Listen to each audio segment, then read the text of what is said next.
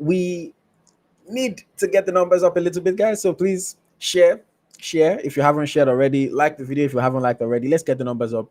Let's get more viewers in. We had so many people tuned in yesterday. Let's try to keep that momentum going. Let's have that consistency in the viewership.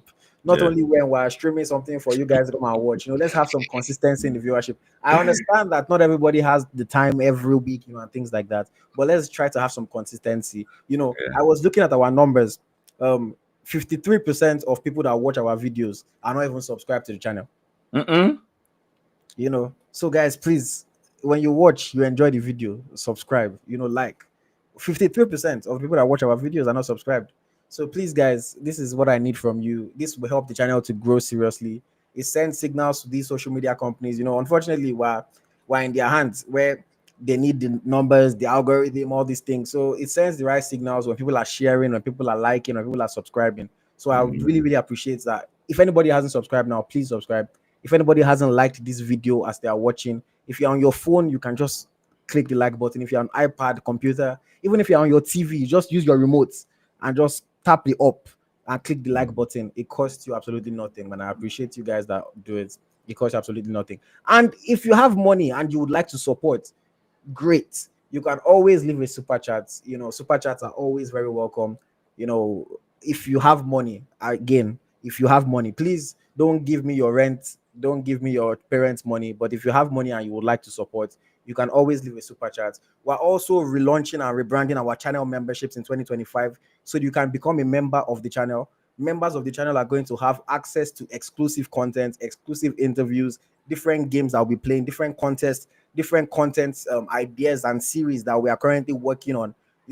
I said this on, I think, on your live earlier this year, Smith. Like, we're working on a giveaway for next year that we want to give away 1 million naira. It's going to be a whole game show that we're going to be doing. So we have a lot of stuff that is going to be exclusive to channel members.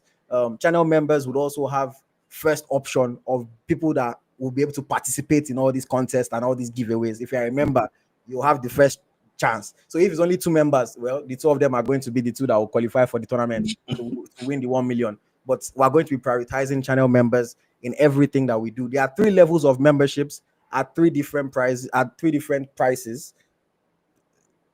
The different levels have different perks and different rewards that you get for being a member. So you can look it up, you can check them out. Whatever you think are the perks that you want, that you need from this channel, you can join the membership at that level. Or whatever you can afford, you can join the membership at that level. But again, remember, like, equipment costs money, electricity costs money, internet costs money, hiring people to do graphics, to edit videos, all that costs money. And these monies that we're able to get back from either super chats or from channel memberships are the things that help us to keep the channel running, and at the very least, so that we're not running the channel at a loss. So yes, that's my appeal to you guys. I appreciate every single one of you that supports us. Thank you very much. Let us get into the football for this week. As always, I like to start by reviewing the action from the previous weekend, to talk about the different Nigerian players, how they performed, who did well, who did not, over the weekend. So let us run through that very quickly. So for the goalkeepers, we had Joshua Oluwayemi. He made 2 saves, and including 1 save from a penalty for Wellington Phoenix. They lost that game, but he had a decent performance. Chiamaka Nnadozie kept a clean sheet while making 3 saves in Paris FC's 4-0 win over Dion.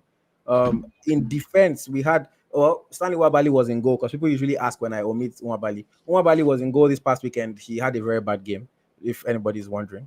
But yeah, if I go to defense, we had Jordan Torinariga, 2 tackles, 4 clearances, 10 goals, 1 for Car against. Ashley Plumter kept a clean sheet for Etihad. Stephen Eze, 4 goals, 1, 5 clearances for Jamshedpur in India.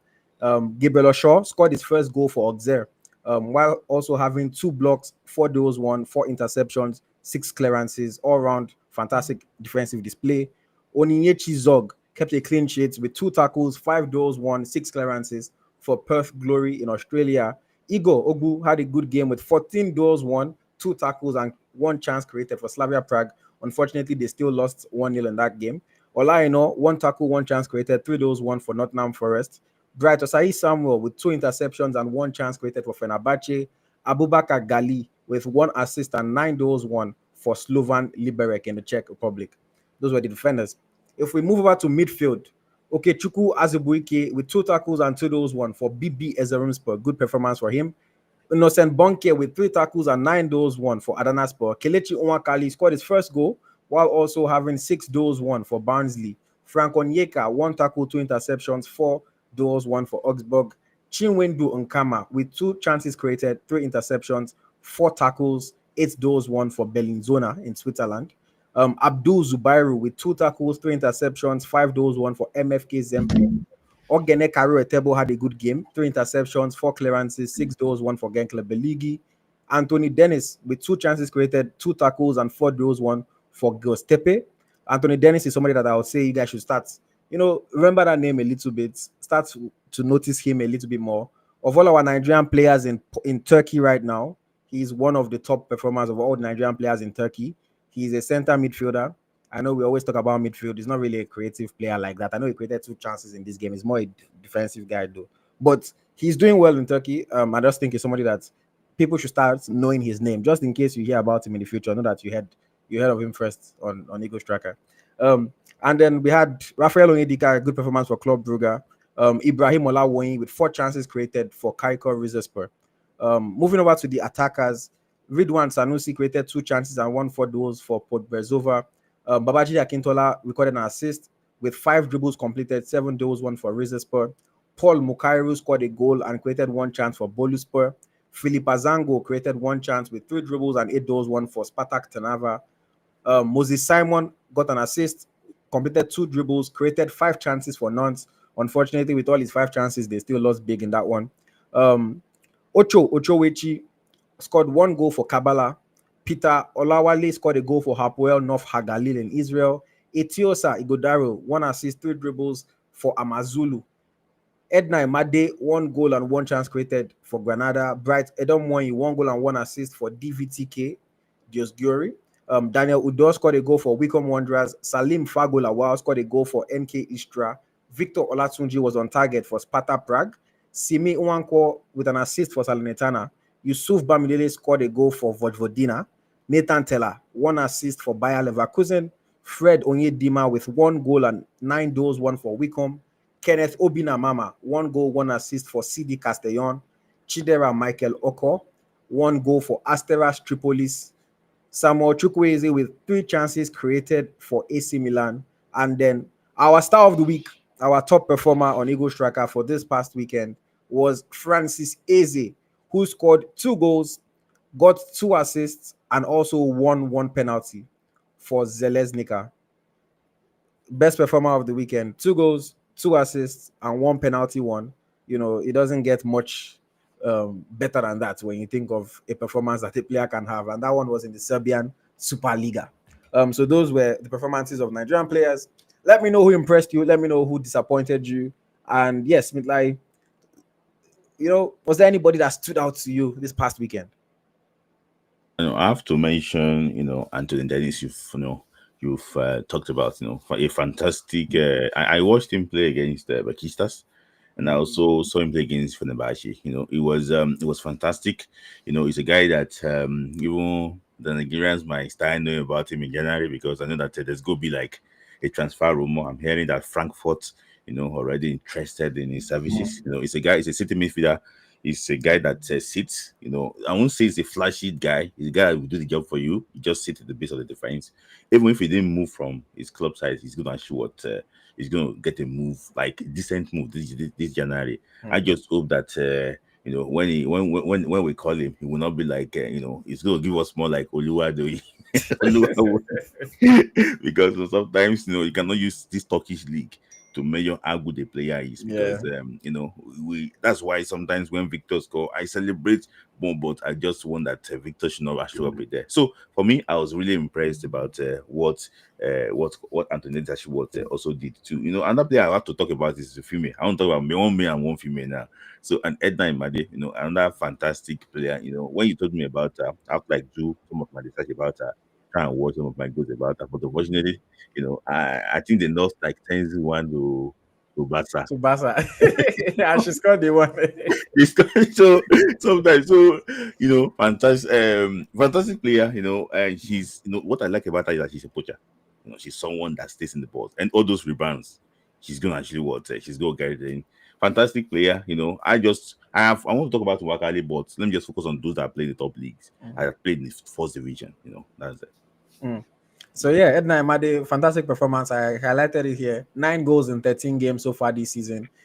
She's dragging for top goal scorer with the Barca players. That's to show Yeah. you how well she's doing this. And she plays for Granada. So that's not a club that is even anywhere in the title conversation. So it just tells you how well she's playing. I'm looking at the table. Granada are currently 6th on the table.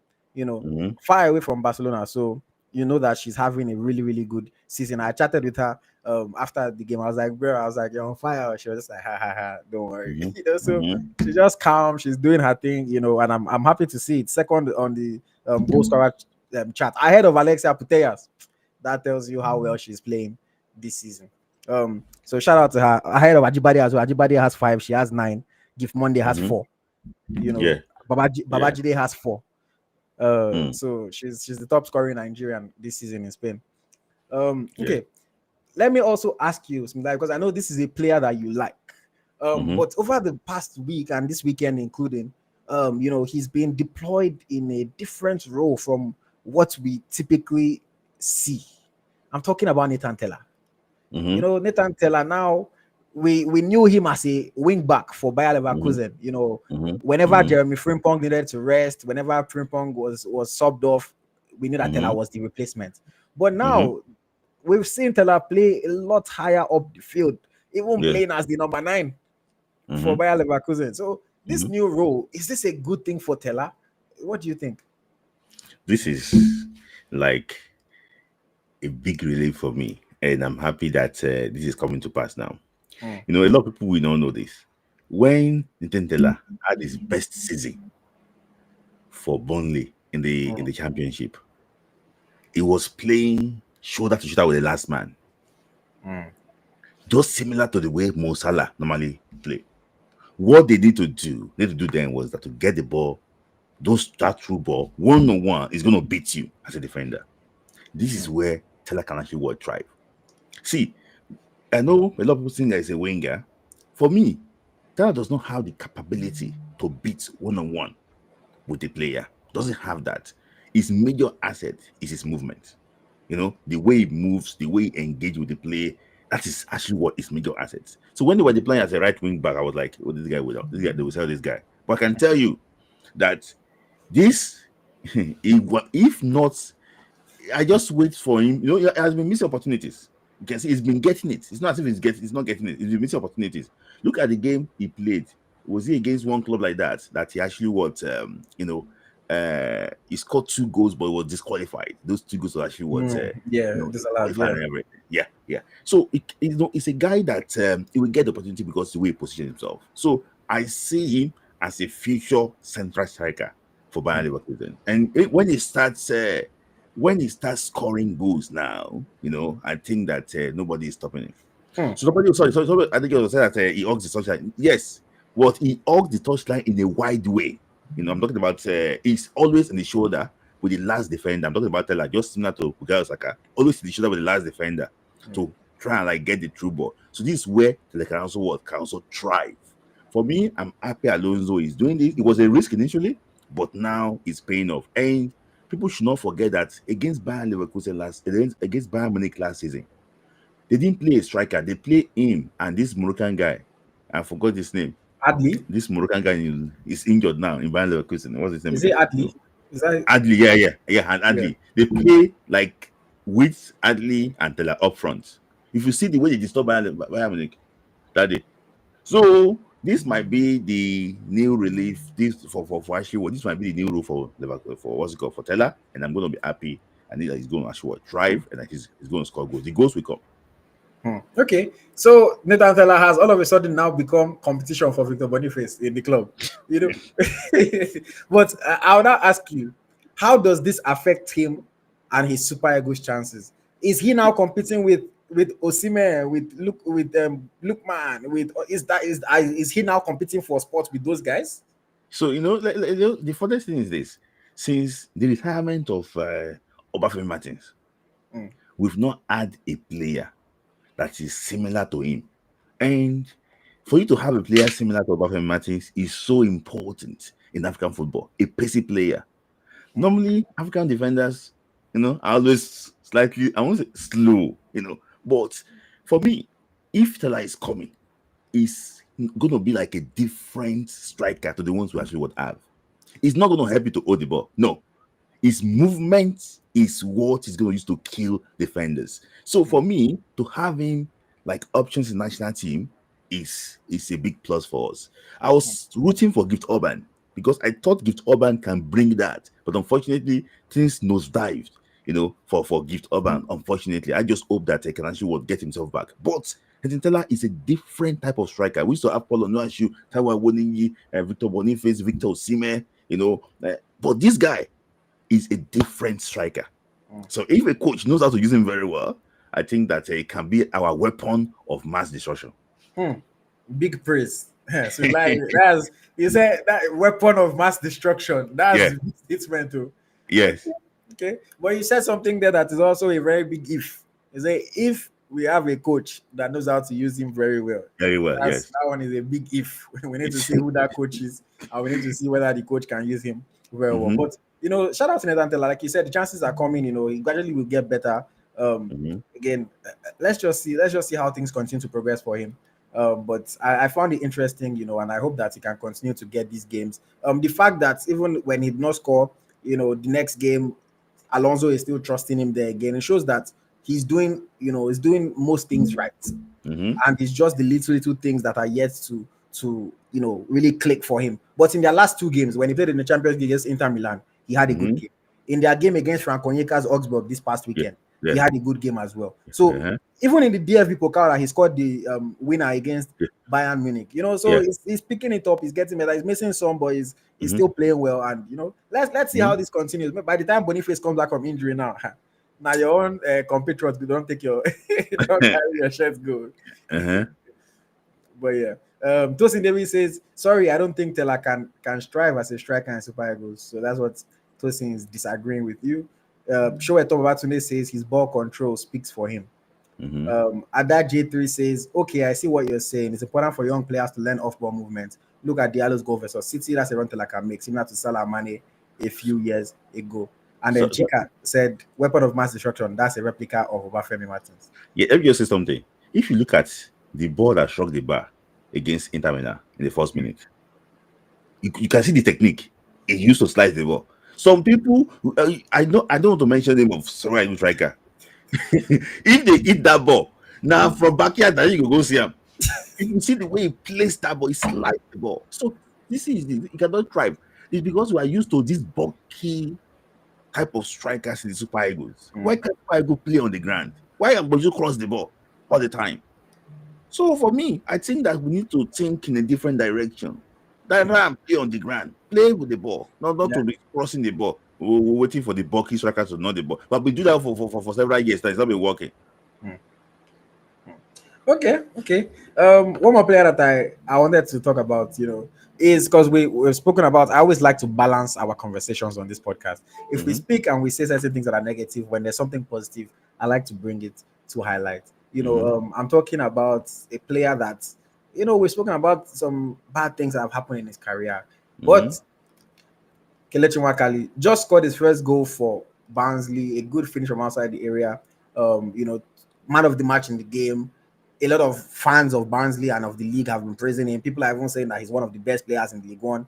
I remember when he initially joined, we were wondering, like when the coach said, "Oh, he's not fit, he's not doing what I asked, or he's not doing the things that I asked him to do." We're wondering, does this boy want to go to League One and even League One not be able to cut it? But the coach said the issue that he had was fitness. Now that he's fit, he's at the level of sharpness that they want. He finally gave him his first start, and he was man of the match in that game. People are saying he's already too good for the championship. Even fans of his club, Barnsley, I saw their comments on social media. They are saying, nah, he's obviously too good for the championship. What do you think about this? Is this encouraging as a fan of Kelechi Nwakali or as somebody that wishes him well? Is this encouraging? See, I don't like when you put someone that wishes him well, because people will come for me thinking that I'm very harsh on him and everything. See, you have followed this guy for so many years. But you know that he has been having these type of performances before. Yes, and we come here and praise him. I know I saw one of his highlights. It was spraying passes from the middle without any penetration. It was spraying from right to left.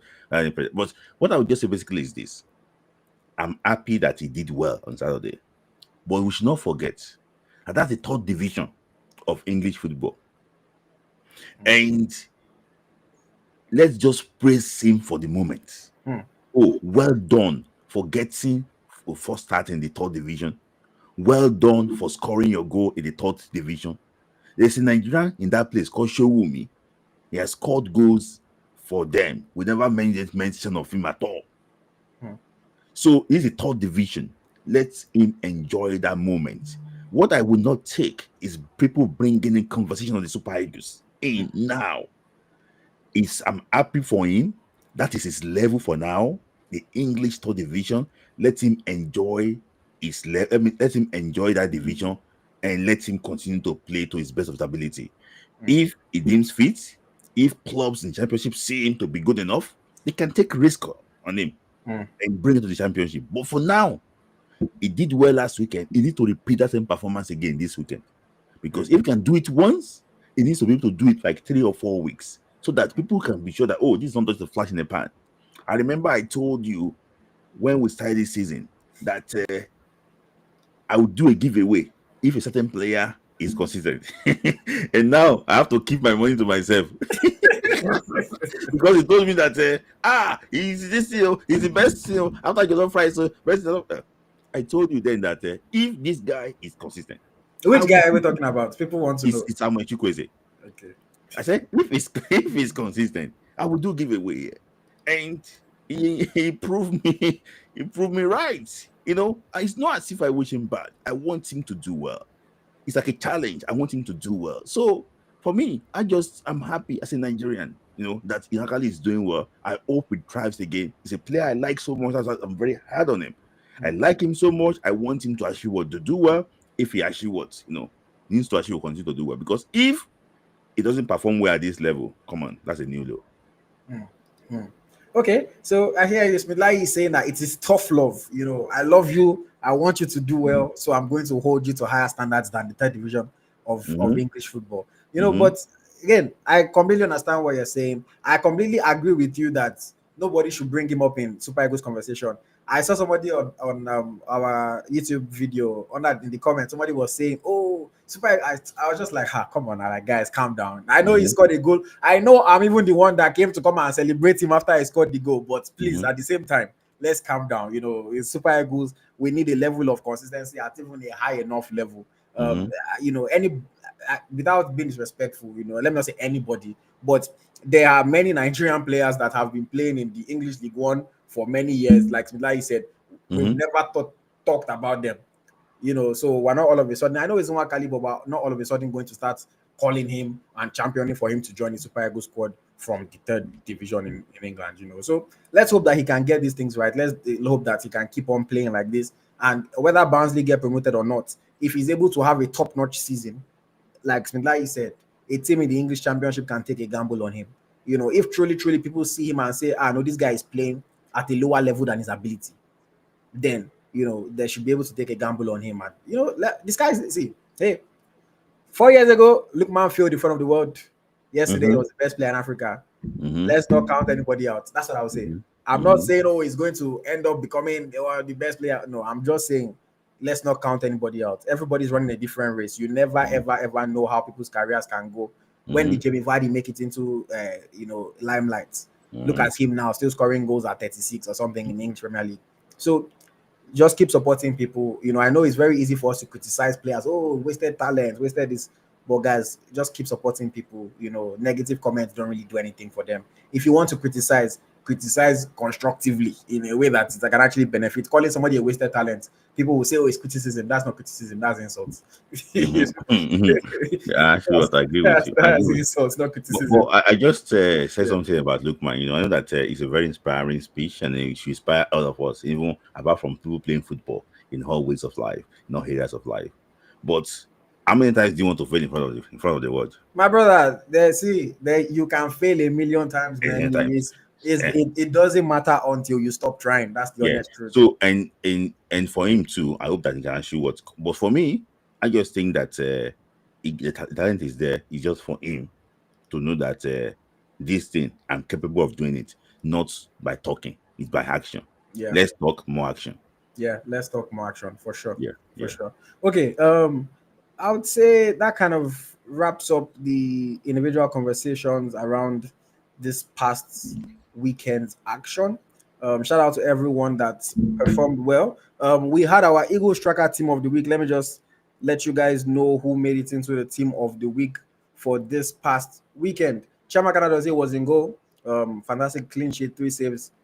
In defense, we had Jonathan Riga, we had Gabriel Oshaw, we had Igor Ogu and Abubakar Gali. Abubakar Gali makes his first ever appearance in our team of the week, player for Slovan Liberec in the Czech Republic. In midfield, we had Anthony Dennis and Kelechi Nwakali, and then Ibrahim Olawoyin as the cam, as the number 10. And then going forward, we had Francis Eze on the left, Kenneth Obinamama on the right, and then up front, we had Edna Imadi. So those were the top 11 Nigerian players that performed well this past weekend. Okay, let us now quickly just touch base and see how things are going on at home. Talking about the Nigeria Professional Football League. Another week of action in the NPFL. And yes, we had Lobby Stars, 1-0 winners over Plateau United. We had Shooting Stars, 2-0 winners over Kano Pillars. Katsina United goalless draw against Rangers. Niger Tornadoes with a 4-1 win over Sunshine Stars. We had El Academy Warriors with a 3-0 win over Abia Warriors. Heartland and Benel Insurance played out a 1-1 draw. Bayelsa United 2-1 victors over Aqua United. Rivers United 2-1 winners over Kwara United. Ikorodu City and Remo Stars battled to a 1-1 draw with a very, very late equalizer in that game by Ikorodu City. Ikorodu City are striving to not drop their form after losing their last game, and drawing this one. But yes, as for the standings, we have Rivers United still top of the table with 32 points after 17 matches. Remo Stars are 2 behind them on 30 points. Rangers 2 behind Remo with 28 points. Shooting Stars 4th, 27. El Kanemi 26th, 5th, and then Ikorodu City 25 points, 6th place. And then in the relegation zone, we have Nasarawa United with 18 points in 17th. Sunshine Stars also with 18 points in 18th. Bendel Insurance 17 points sitting in 19th. And then our own Austin Okon Akpan's team, Aqua United, rock bottom of the table with 16 points Mm-hmm. after 17 matches. Shout out to you, Austin. I don't know if you're watching, but shout out to you, Austin. So, like, thoughts on this weekend of the MPFL? What did you think? I know. When we discussed the MFA last week, I said that is one person will be on top now. When you are home, you'll be on top. When you are away, you. That is how it is. I told you, it's not as if you're gonna have one team gonna be dominating for like 10 weeks or so. No, it's as usual. So, and I'm not surprised that Rivers is back on top because Remo played away from home. They played at the Olayi Johnson Arena against Ikorodu City. They were actually they led the game before Ikorodu actually equalized through a very horrible defending by by Remo FC. So in fact, defender can cause high blood pressure. So is and also too, I'm happy that Enugu Rangers, the fans were really upset that Rangers wasn't doing well, at the start of the season, but the champions, they actually back now. One thing I really Unbeaten in how many, like, almost 10 games now, Rangers. yes, one thing that really helped them basically is that they crash out in the continent, so they don't have to be played the continent and all those can actually distract team too. And Ayimba too, Ayimba played the least amount of games. They played 14 games, but they have drawn their last 5 games. To tell you that they are really in trouble. It's a team not in form. If a team signs 25 players to the season, why will what do you expect the team to be? despite finishing probably second last season. So That's for me, I just hope that no finishing third last season. I just think that the league is not home and dry for Rivers, but for me, based on what I can see here, I think if Shooting Star can maintain the momentum, I see Shooting Star challenging for the league title mm. this time around because they are under a very good manager. But I want our fans 4 to wins in their last 5 games as well. get 4 wins in the last 5 games. So I also want our fans to be patient with their team because I remember last year Doma FC was like second in the first part of the season. But what happened was that when second out, they got relegated. Yeah. So to tell you that you can be second now after 17 games and still get relegated, it can only happen in the MPFL. So we need to be careful of this type of short hypes. Including I'm happy that they actually was sixth, but they can, things can start to dive again. Mm. Because I can tell you that big clubs will come and sign players from Ikorodu. Don't forget that January transfer window too will open for European clubs. Some of them want to move abroad. Mm. So can Ikorodu this now go and sign player of 10 million naira? They will want player of 700k.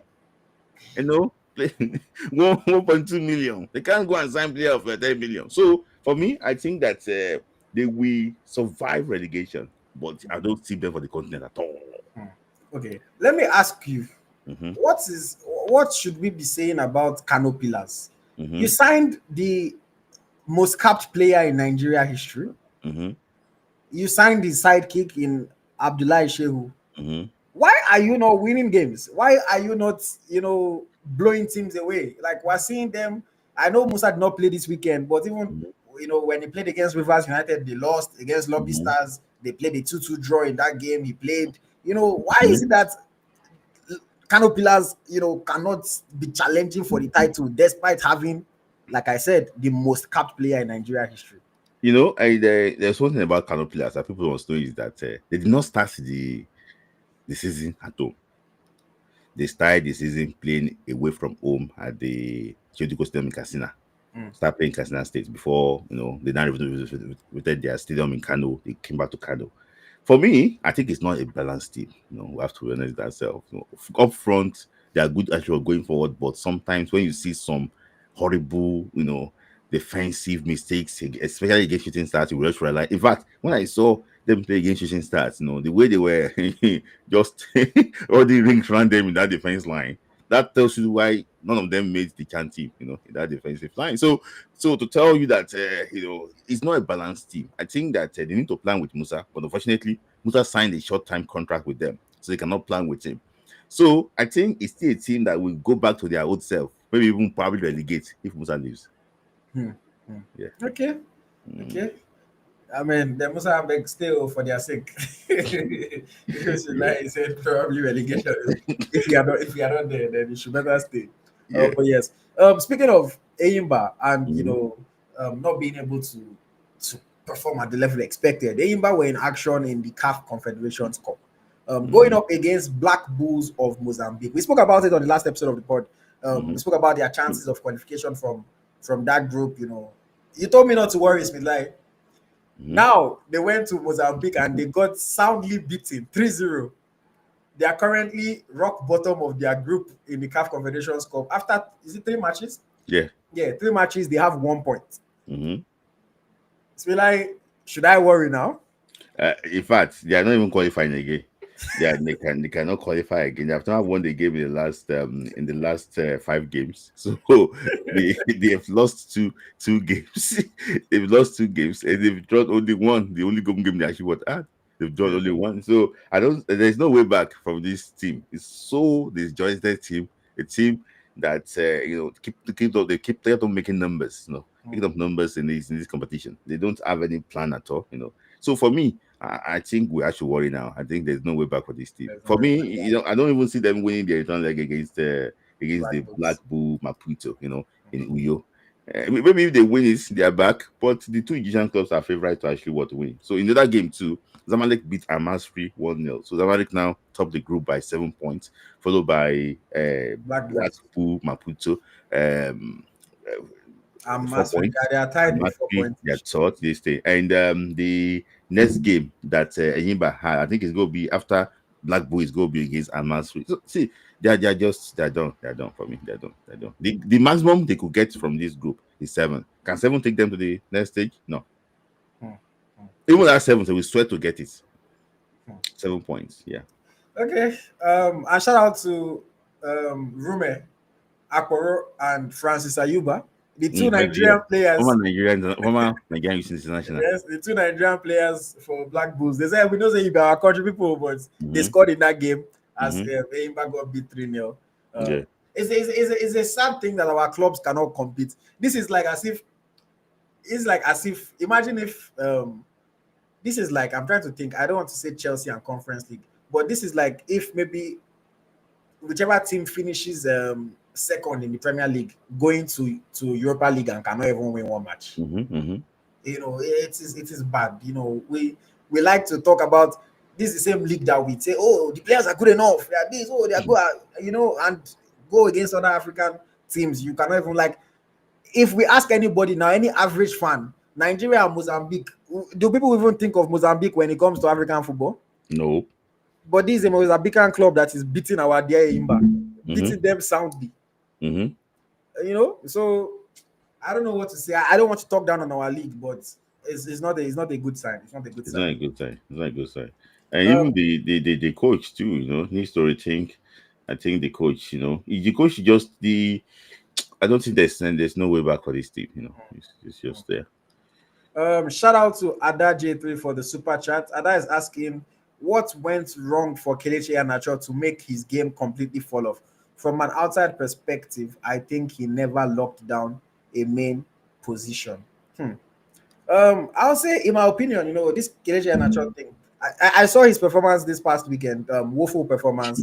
It was Why did you highlight it? it was it was hooked off at the half. They brought on the academy boy. They said, "Please go. Why are we playing this grown man? Let's bring on this child. Let him come and learn." It was bad. I don't know what to say. Kelechi Iheanacho looked like a good player at Manchester City, playing in that system under Pep Guardiola. Mm-hmm. He moved to Leicester City. Also looked like a good player for Leicester. But last season, especially playing under Enzo Maresca, he was just not Maresca's type of striker at all. Mm-hmm. Mm-hmm. We know we've seen it at Chelsea too. Maresca is very like, if you're not my type of player, you're not my type of player. And Mm-hmm. Kelechi wasn't his type of player. Maresca was playing Daka, was playing everybody. Everybody was playing ahead Mm-hmm. of Kelechi. Mm-hmm. So Mm-hmm. from there, last season, it was already just a passenger, just Mm-hmm. collecting money and not really doing anything. Just I seeing think out. I think he knew him well in Man City too. What did you say? He knew him in Man City. Did he?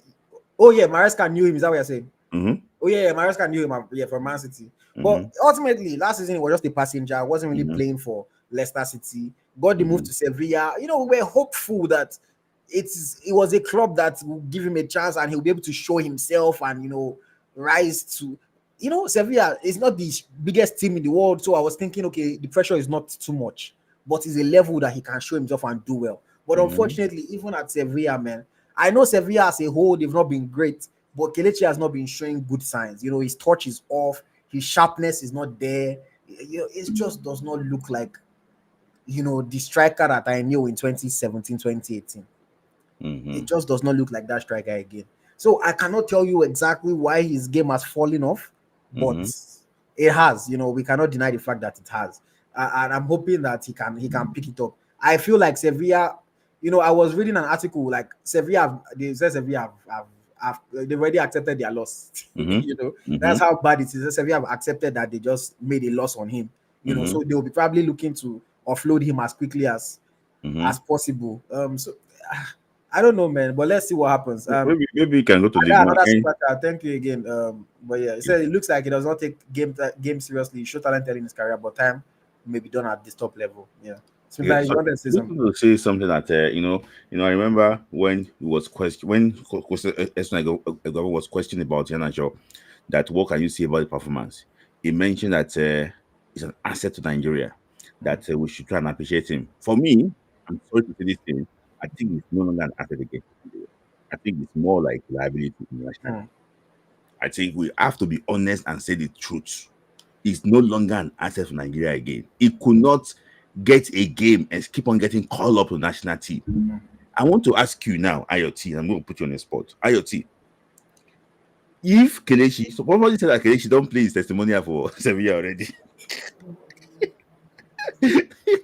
If I ask you this question now, from the start of his career to now, do you think he fulfilled his potential? Do you think it was a success? It was a success for sure. His Kelechi Iheanacho was a very Do you successful think he player. fulfilled his potential? So that's the other side. Do I think he fulfilled his potential? No, I do not. Kelechi was high potential player. Looked like he was the golden boy at Yeah, that time. yeah, He was the young player that was supposed to rise to the absolute top. That's yeah, the reason why Man City signed him, yeah. because they saw him as a player that can be potentially a world-class player even in the Mm-hmm, future. mm-hmm. So did he fulfill that potential? No. But was he a success? Yes. Like Yeah, 90% yeah. of Nigerian players would dream to have You the dream career to that have that type Kelechi of has, career. has Yeah, had. yeah. So he didn't fulfill potential was actually a success. Even the guy they brought in to replace him in Man City too, I won't say it was a success. Gabriel Jesus. Gabriel, Gabriel. I would say I know it was a success, but we don't really that guy didn't even fulfill his potential too. yeah. So for me, I wish him best of luck. They should not smell national team. He should go and sort himself out first before saying that he wants to play for Super Eagles. Nobody should go and say interview, say how can we go to the World Cup. No, he's not part of the Super Eagles now. He should go and clear himself and for a club side before talking about Super Eagles. Okay, yeah.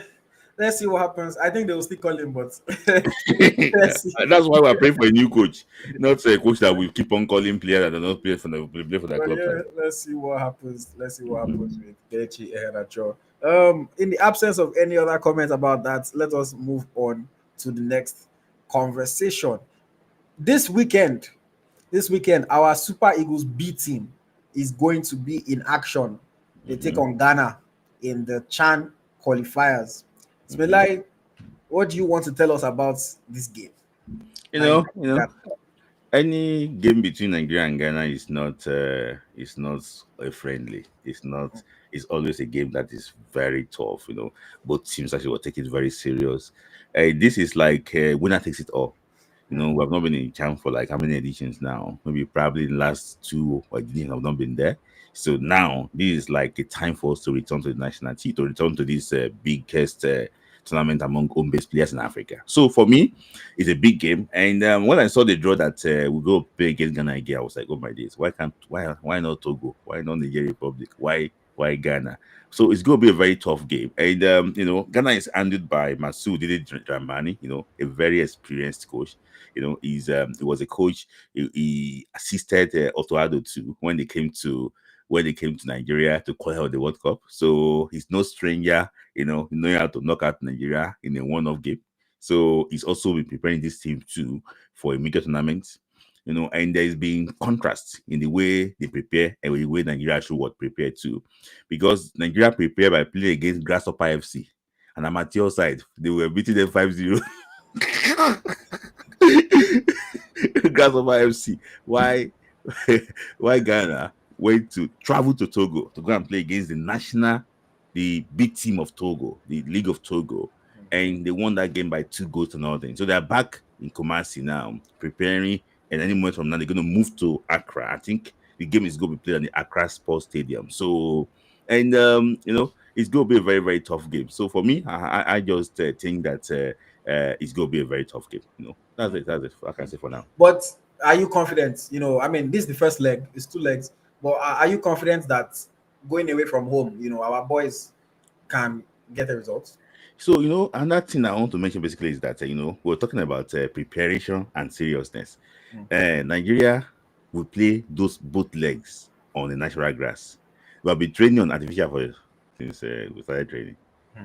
The boys have been playing on artificial turf. They're going to go and play in Accra Sports Stadium on the natural grass.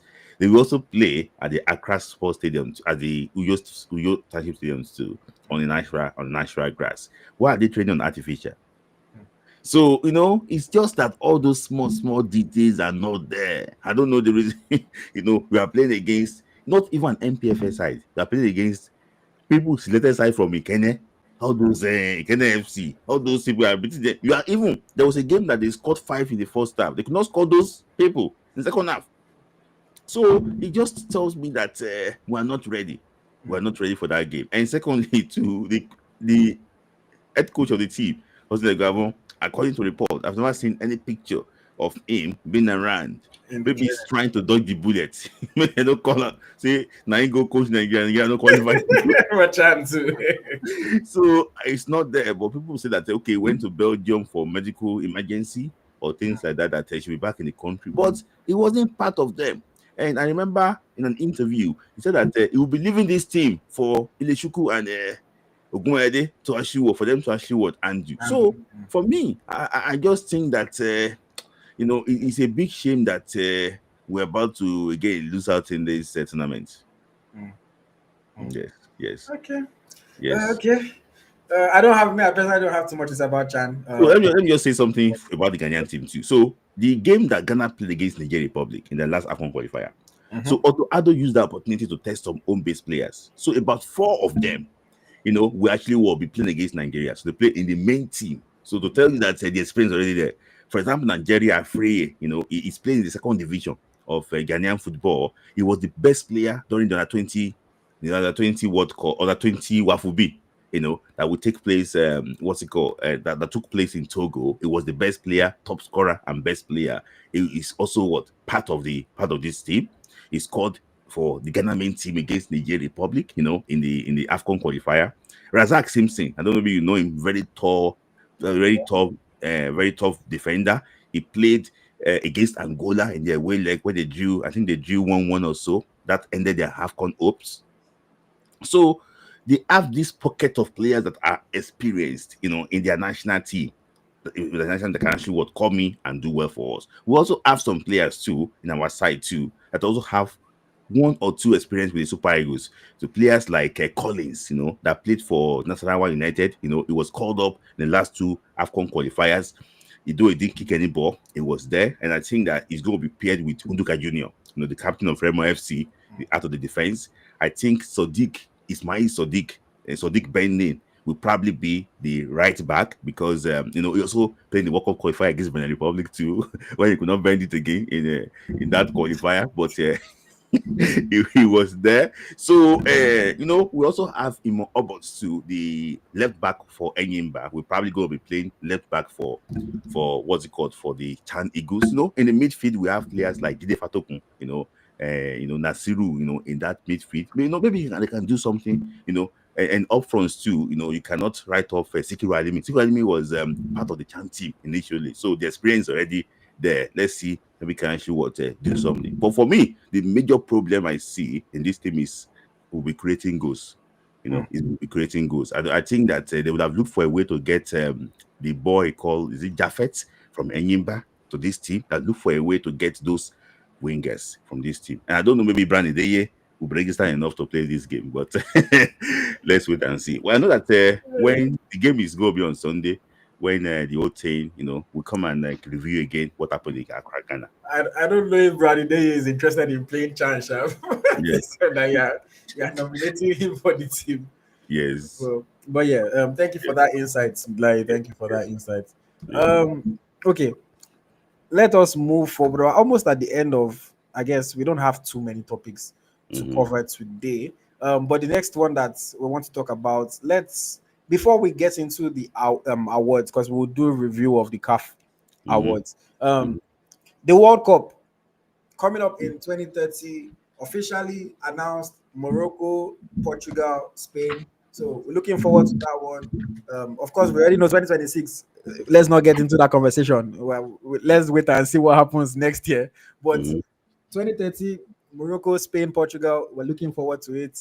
Hopefully, I'll be there. Hopefully, my team will be there as well. When I say my team, I mean Super Eagles, and hopefully my Eagles Tracker team as well. And 2034 is in Saudi Arabia.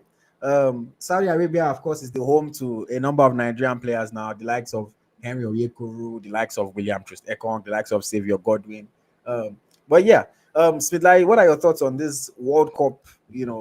The World Cup host nations and the 2030 and 2034 World Cups. How are you feeling? I know that this might sound controversial, but it is controversial because I've been monitoring how FIFA normally give, host nations, how they normally determine who will host the tournament.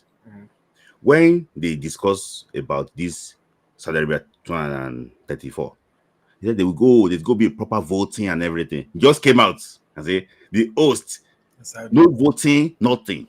It's just no voting, nothing. The host is Saudi Arabia, and it's extremely what unfair. See, there's a way FIFA do their things. For example, now Russia hosted the World Cup in 2018. They are Europe. They're not Europe again. Well, Yeah, I know Europe.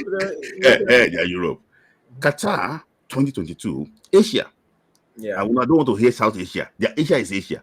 you don't want to say Middle East. No, no, no, no, no, no, no. Their Asia is Asia. This next World Cup is in USA, North Canada. America. It's in North America. So, which I think that is in America. And the next World Cup, instead for the World Cup to go to South America or Africa, they use one single World Cup to combine 3 continents together. But that was, I mean, okay, finish. He said that that one is 2030. It's going to be the centennial anniversary for the World Cup. Yeah. So some of the games, some of the opening game we played in Uruguay and Argentina, yeah. Argentina, they now said that okay, some games will be played in Morocco, and some will be played in what, in Spain and actually what, and Portugal. So indirectly, you have already involved what, 3 continents: South America, Europe, and Africa. Europe and Africa. So that if you know that you want to celebrate Centurion, really take it to South America and do it in Europe. Yes, do it there. What about we are preaching to have a very clean continent? What about flying? Well, we are a green continent. You are going to be flying. Imagine going to South America, flying back. Do you know how many fossil fuel you are burning? Even itself, logistics for everybody. We want everything. I cannot even imagine. Imagine. So for me, I think it's just there's a lot of questions here to actually want to be answered. Now Africa cannot talk again because I know that I don't know how many games they're going to play in Morocco, but I'm pretty sure that it's not going to be up to like 10. That is all. They're going to play the rest in Spain and Portugal. It will be like how they are doing like this one now. Is maybe they gave Canada a sprinkle, they gave Mexico a sprinkle. The other thing is USA. The other thing is going to be USA. So for me, I think it's extremely unfair. I just think that this Saudi Arabia should not be hosting the World Cup in 2034. It should be 2042. Not even 38. Not even 38. Let them wait for the turn of Asia again before they actually work. But we know where the money is coming from. Their money cannot wait. I said their money cannot wait. We know where the money is coming from. And secondly, we're talking about all these things too. There have been issues about human rights, about workers. We know what was faced during the Qatar World Cup. When people actually when the right of workers, how workers will go to the place, they will not allow, they will seize their passports, they will not allow them to travel and everything, and also too the issue of the LGBT. I don't know what they are talking about. I know that those issues actually were there. But in my own case too, some other countries too, they have their own issue. For example, I'm traveling to America now. I've been scared for my life. Because somebody can just pick something and shoot it. I've always said it. America, I have a lot of friends that live in the US. They live their lives. They are comfortable. I'm in Canada. I fear that because I've thought about it too. Like, what is stopping? I mean, they've done this thing in concerts before. They've done it in public gatherings, in churches, so in schools. So what is really stopping somebody one day from just coming to stadium? And just wanting, and let's even say, okay, maybe they don't allow, let's say, okay, they will not be able to get into the stadium. But we know what is going to, outside the stadium is going to be a circus. There's going to be hundreds of thousands of people outside, even people that don't have tickets. Just because there'll be fan park, there'll be all sorts of activities going on.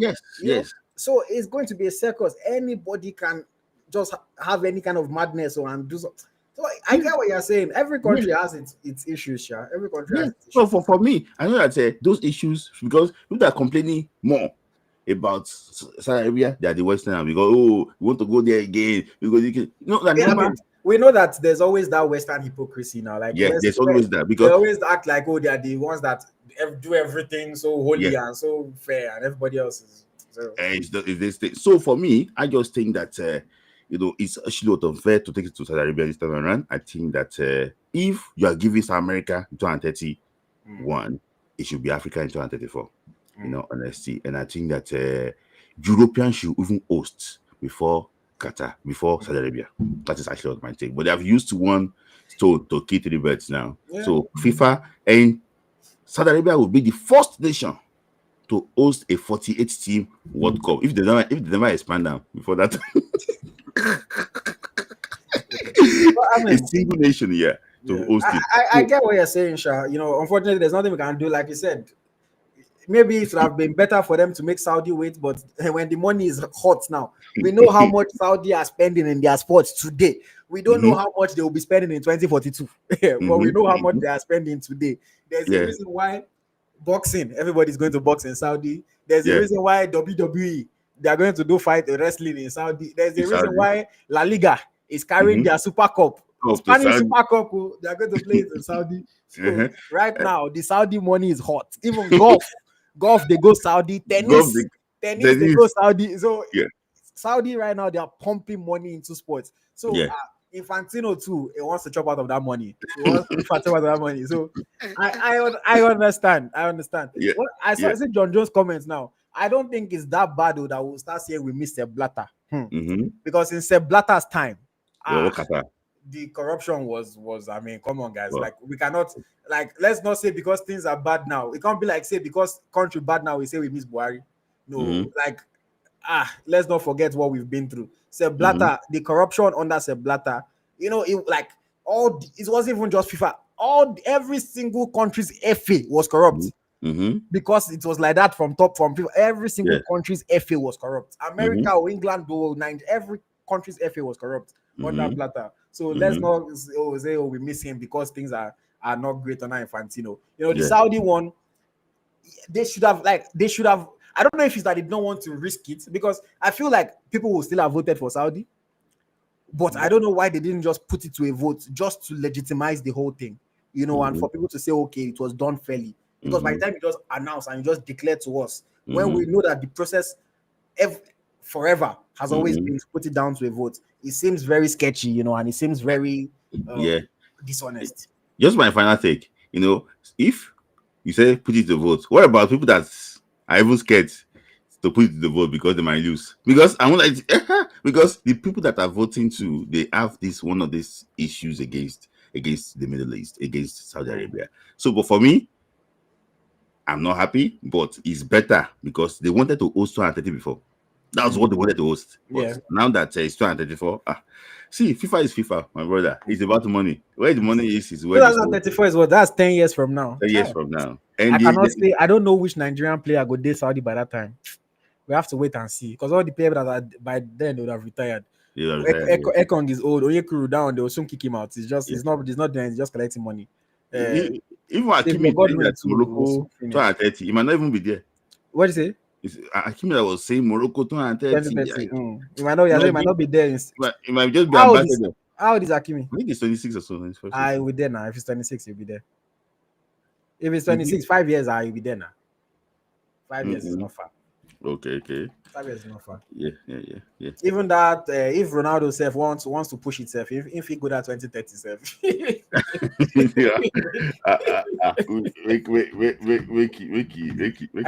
If he wants to push it, he can even go to that 2030. Yes, make actually what rest on that one. Let me just confirm Hakimi's age. He's 26 years of age. Yeah, so Hakimi 5 years, 31. He will still be playing top football now. Okay. And that's why Morocco is also building a new team too, so that they can be able to, they have to compete. So if you're hosting, if you host World Cup, not even show anything. Now that's why see that even these guys last World Cup Qatar. They go and get workers to be playing for them. Get workers to be playing for them. They did not compete at all. Why can't you give that as a slot to Nigeria? Say give their slot bilateral relationship. Yes, now. I'm not play on the 60. He can if he wants to. So what is this? Yeah, I don't doubt though. If Ronaldo, here is 5 years time. Ronaldo's son is how old now? Ronaldo's son is like 16, Abi. Well, he's not doing well. It's not that great. But if his son is like 21 now by that time, maybe let's just imagine maybe Indon become like a good young player. maybe playing in Portugal somewhere Mhm, for mhm, Sporting or for mhm, Benfica or one of those. mhm. And maybe they call him for World Cup. You think if they call him, Ronaldo will not want to go and play with his son? Hmm. If That's one thing I'm he has his done. son should mistakenly just start his career now and be But doing well, can he play at 45? he can. He can. He will not be. I will not be starting. No, he will be. He will be on the bench now. Say now Mm-hmm. 10 minutes. He go come at the end. But if Mm-hmm. his son somehow in 5 years, if his son can become good enough to play for Portugal, I Mm-hmm. think Ronaldo will say he wants to go to. Mm-hmm. He's 39 now. He's going How 40 next year. who is the how old is this guy? Iniesta was still playing in Japan. I mean, till which age now? But how many? Did you see any? Yeah, there's not the What of This that game, Japanese guy that is 50 something? Wait, that one is not playing for, but that one is just there for ordinary way. He's not playing anything. He cannot even oh, play in the. So for that, if you see Nesta, eh? When he, this guy is 40, 40 next year. it'll be 44, 45 by the World Cup. Yeah, he'll be 45 by the World Cup. He can say that's the last World Cup. Oh. He can say he wants to go. I don't put it past him. He's Cristiano. But Mm-mm. he's even got that. If Nigeria, let's say Nigeria they host World Cup, you think say our own skipper no go show? Do you think that some Nigerian players can play? Because if Rabi Ali could be playing at 44, Exactly. Mm-hmm. Rabi Ali is playing at 44. Yeah, yeah, So why can't Ronaldo not play? yeah. He can. Well, I wish him the. I And wish you him cannot the. tell me that Rabi Ali is taking care of his body better than Ronaldo.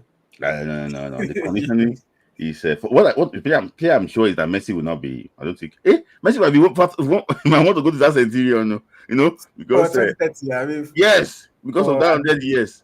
mm, but I don't think so. I don't think so. I think Messi is already tired. Messi will retire. I think Ronaldo will go. Messi Yeah, will retire. Ronaldo is the one that I think might go. Messi. If Messi does like 2 more years in Miami, collect like 50 million, he'll go. He'll go and chill with his family. Yeah. I know. Yeah, yeah. But Mhm. yeah, okay. That's Yeah, just that on the World Cup. Hopefully Nigeria were there. All this laugh that we're laughing. yeah. Hopefully we're, Hopefully. we're part of the But festivities. I want to ask you a question. Which Super Eagle player do you think can be there in 34. 2034? Huh. Now, 2034. yeah, That's in 10 10 years years' now. time. Which Yes. Super Eagles player do I think can be there? Mm-hmm. Maduka Okoye. Mm-hmm. That's one. Mm-hmm. Um, Calvin Bassey. Calvin Bassey. Mm-hmm. Yes, can be there. It will be Ekong by then. Mm-hmm. Yeah, it could be Econ by then. Yeah. Mm-hmm. Maybe, maybe, maybe, Mm-hmm. strong maybe, and I know why I'm saying it. Mm-hmm. Maybe Onyedika. Hmm. Maybe it Hmm. depends on different factors that I don't want to say on live, Mm-hmm. but maybe Onyedika. Um, trying to think. I wouldn't know Simen. No, I don't think so. Mm-hmm. Boniface, I don't think so. No. Uh, Murphy, no. Mm-hmm. Kelechi, no. No. Chukwueze, no. No. There's no. We don't have any youngster. Another person that can compete. Bamei, I think Lukman. look, well, right now I'll be a fool at the moment to doubt Lukman. Yeah, With yeah. everything that's It might be competition. Like, should we put him there or not? Hmm. But I think that the way he plays, the way he take care of himself, I think that it might be competing at that particular time. But what about the Bashiru? Dele Bashiru, he has a chance. I mean, he's what? Mm-hmm. He's 23, 24 now. So Mm-hmm. by then he'll be 33, 34. It depends on how his career continues, but he has a chance. He has a chance. Bame is a Super Eagles player, so let's put him there. Because all these young guys, you don't know how far they will go. But Yeah. because these have started well now, let's look at how they can actually continue. For Yeah. example, now, if I'm not mistaken, Ogeneka Retebo should still be in Super Eagles, but he's nowhere to be But found he's again. not there. Yeah. He's not there. So everybody say, "Oh, the youngster in 1918, youngster. Where is he now?" Yeah. So for me, I just think that it depends on. For me, it's called bigly the Oyinbo, the foreign born. That defensive line, the only player I can see still being there is Calvin Bassey. Ekong for sure. No, Ajayi is old as well. Ekong will not Olaino be is already like 27 or for something. me. The next AFCON is going to be last AFCON for Ekong. Yeah, I don't see Ekong in Tanzania. no. Kenya, no, I don't see Ekong You in know, Tanzania. even Bruno is already 26 or something, or Mm-hmm, 24, mm-hmm, or at least. So no, Sanusi mm-hmm, is already kind of older. You know, mm-hmm. Indidi is old. Yeah. You know, And the D is on his last legs. Come on. I yeah. think he's so for me. I need to see that we need a new team. We need young players to start Yeah. You rising up. cannot see that of Morocco. We need young players to You cannot start see rising. that of Morocco. You can To scan be like to be seven fair, or six a few players. young players are popping up here and there, but the issue is that because we don't have youth set up properly, Mm-hmm, it's mm-hmm, hard for us to really monitor them and watch them because like England, USA, all these guys, they know all their under 20s, they know all their under 23s, they are mm-hmm, constantly playing, so everybody knows who can transition. Any mm-hmm, young player that we call now, the reality of it is that any young player that we say, maybe we are only saying it based on what maybe something that he's doing at his club. Is not really based on how we think he can adapt into our system or try. It's just like somebody says Salim Fago. Now, yeah, we can look at him. He played for us at World Cup for youth level. He's doing okay. NK Istra. It's like well, but if you let's hope that his career will grow beyond NK Istra. But the reality of it is that as of now, that's not enough to really say, oh, he's going to be some top player. Do you know what I'm saying? mhm, Like the level mhm. that he's at right now doesn't give you, oh, this Even guy is going to be a you top cannot player. even see that of Benjamin Fredericks because Even Benjamin, it's not progressing. he's not progressing. He has been in Brentford under 23 for 2 years now, Yes, and no first team opportunity. yes, Played, no. he played in preseason. Obviously, they did not like what they saw in preseason. They dropped Yes, him back. They dropped him back to the youth team. So even yes, Frederick, even Fredericks. For our example, youngsters are not progressing at the level that we want them to. yeah, people mentioned about Vince Osugi. He's a good player, but we don't know his next career move is very Is important. the very important thing now. Where No, does he go after leaving Sweden? He can easily yes, go somewhere that all of a sudden things are not, nobody's yes. talking about him again. Everything else nosedive. Somebody mentioned Akis Miro. I don't want to mention Akis Miro here See, against because Omiro too, there's this some things season I is not know. the greatest season for him so far. There's some things I know about him, See, and I will not be able to say here. For me, Ele2, it's we've not been gonna. waiting for Ele2 to even start playing first team football. No, We're still waiting. So that's it's still hard waiting. for us to really project our youngsters into the future. I Mm-hmm. hope that a lot of them can translate. I know that for sure we are going to. Some people are just going to that. We don't even know today. Will just appear from nowhere for sure. Mm-hmm. Some people Mm-hmm. will appear and they'll be Yeah. good. Yeah. Some foreign born too will Yeah. join. But Mm-hmm. we need to find a way to really transition our youngsters, man, and Mm-hmm. develop them. Yeah. We really do. Yeah. Yeah. Let's see what happens, Sha. Let's Let's see see what what happens. happens. Yeah. Yeah. Okay, let's wrap up our conversation today with CAF Awards Yeah. 2024. Yeah. A fantastic night in Marrakesh at the Palais de Congrès, Mm-hmm. where the CAF Convention of African Football announced the top performers, the top performing nations, top performing clubs, top performing players with regards to 2024. And of course, we had Nigerian players up for some of the top prizes, and we had Nigerian players finishing the night as winners. Okay, let us run through the awards of the night, talk about the big winners, talk about the controversial moments, talk about the aftermath of the CAF Awards, because there has been a lot of conversation, good ones and bad ones as well, since this Mm-hmm. CAF Award 2024 concluded yesterday. I don't know if we'll talk about every single award just because of time. But let's start with Coach of the Year. We'll just go very quickly. We predicted it. MSFI, after his fantastic AFCON with Ivory Coast, turning things around, beating Nigeria in the Mm-hmm. final. I think no surprise there for you, Abi. Mm-hmm. I wasn't surprised about that because Yeah. I said that we said that he won the Cup of Nations in a very good way, and he's also what top of the World Cup qualifier group. So he's been taking on the boxes, in this year. So for me, I think he's the best coach in Africa for now. For the women's coach of the year, Lamia Bomedi, same thing. We called her coach of TP Mazembe. She won the Yeah, CAF Women's Champions League. We yeah, knew that she was going to get the nod. Congrats to her. People yeah. were saying that Nigeria, Super Falcons should go and hire her as coach. Yeah, For I think so. I think coach of so. the year. I think he's she's going to do a very good job for Mm. see. I saw she did 30 things against the Queens, in that semi-final game, and I was so impressed with what she did. For me, I think she's going to tactically what excite us. Hmm.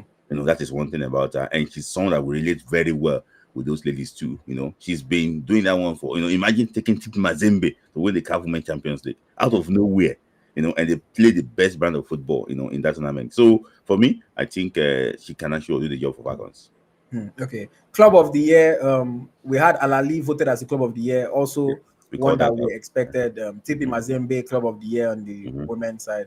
Yeah. Also, not surprising for us. Mhm. Young player of the year. We had Doha El Madani for women's young player of the year. That one I Mhm. don't think we predicted at all. No, I think, or I think that it's Chomaka Ukochukwu. Oh yeah, we said Okuchuku because of the She World was Cup. there too. She was there Yeah. too. But for me, I just think They, that she should have been the winner. But yeah, maybe they value the Women's Champions League more than World Cup. I more think than the that's World what Cup. happened there. Yeah, yeah. So because Mhm. of what she did for her team as far, so Yes, they chose her as the winner, as which the winner. I can allow it. In a sense, I can allow Mm-hmm. it. Mm-hmm. For the men's young player Lamin Kamara, that one I know I called it. I knew he was going to go back to back.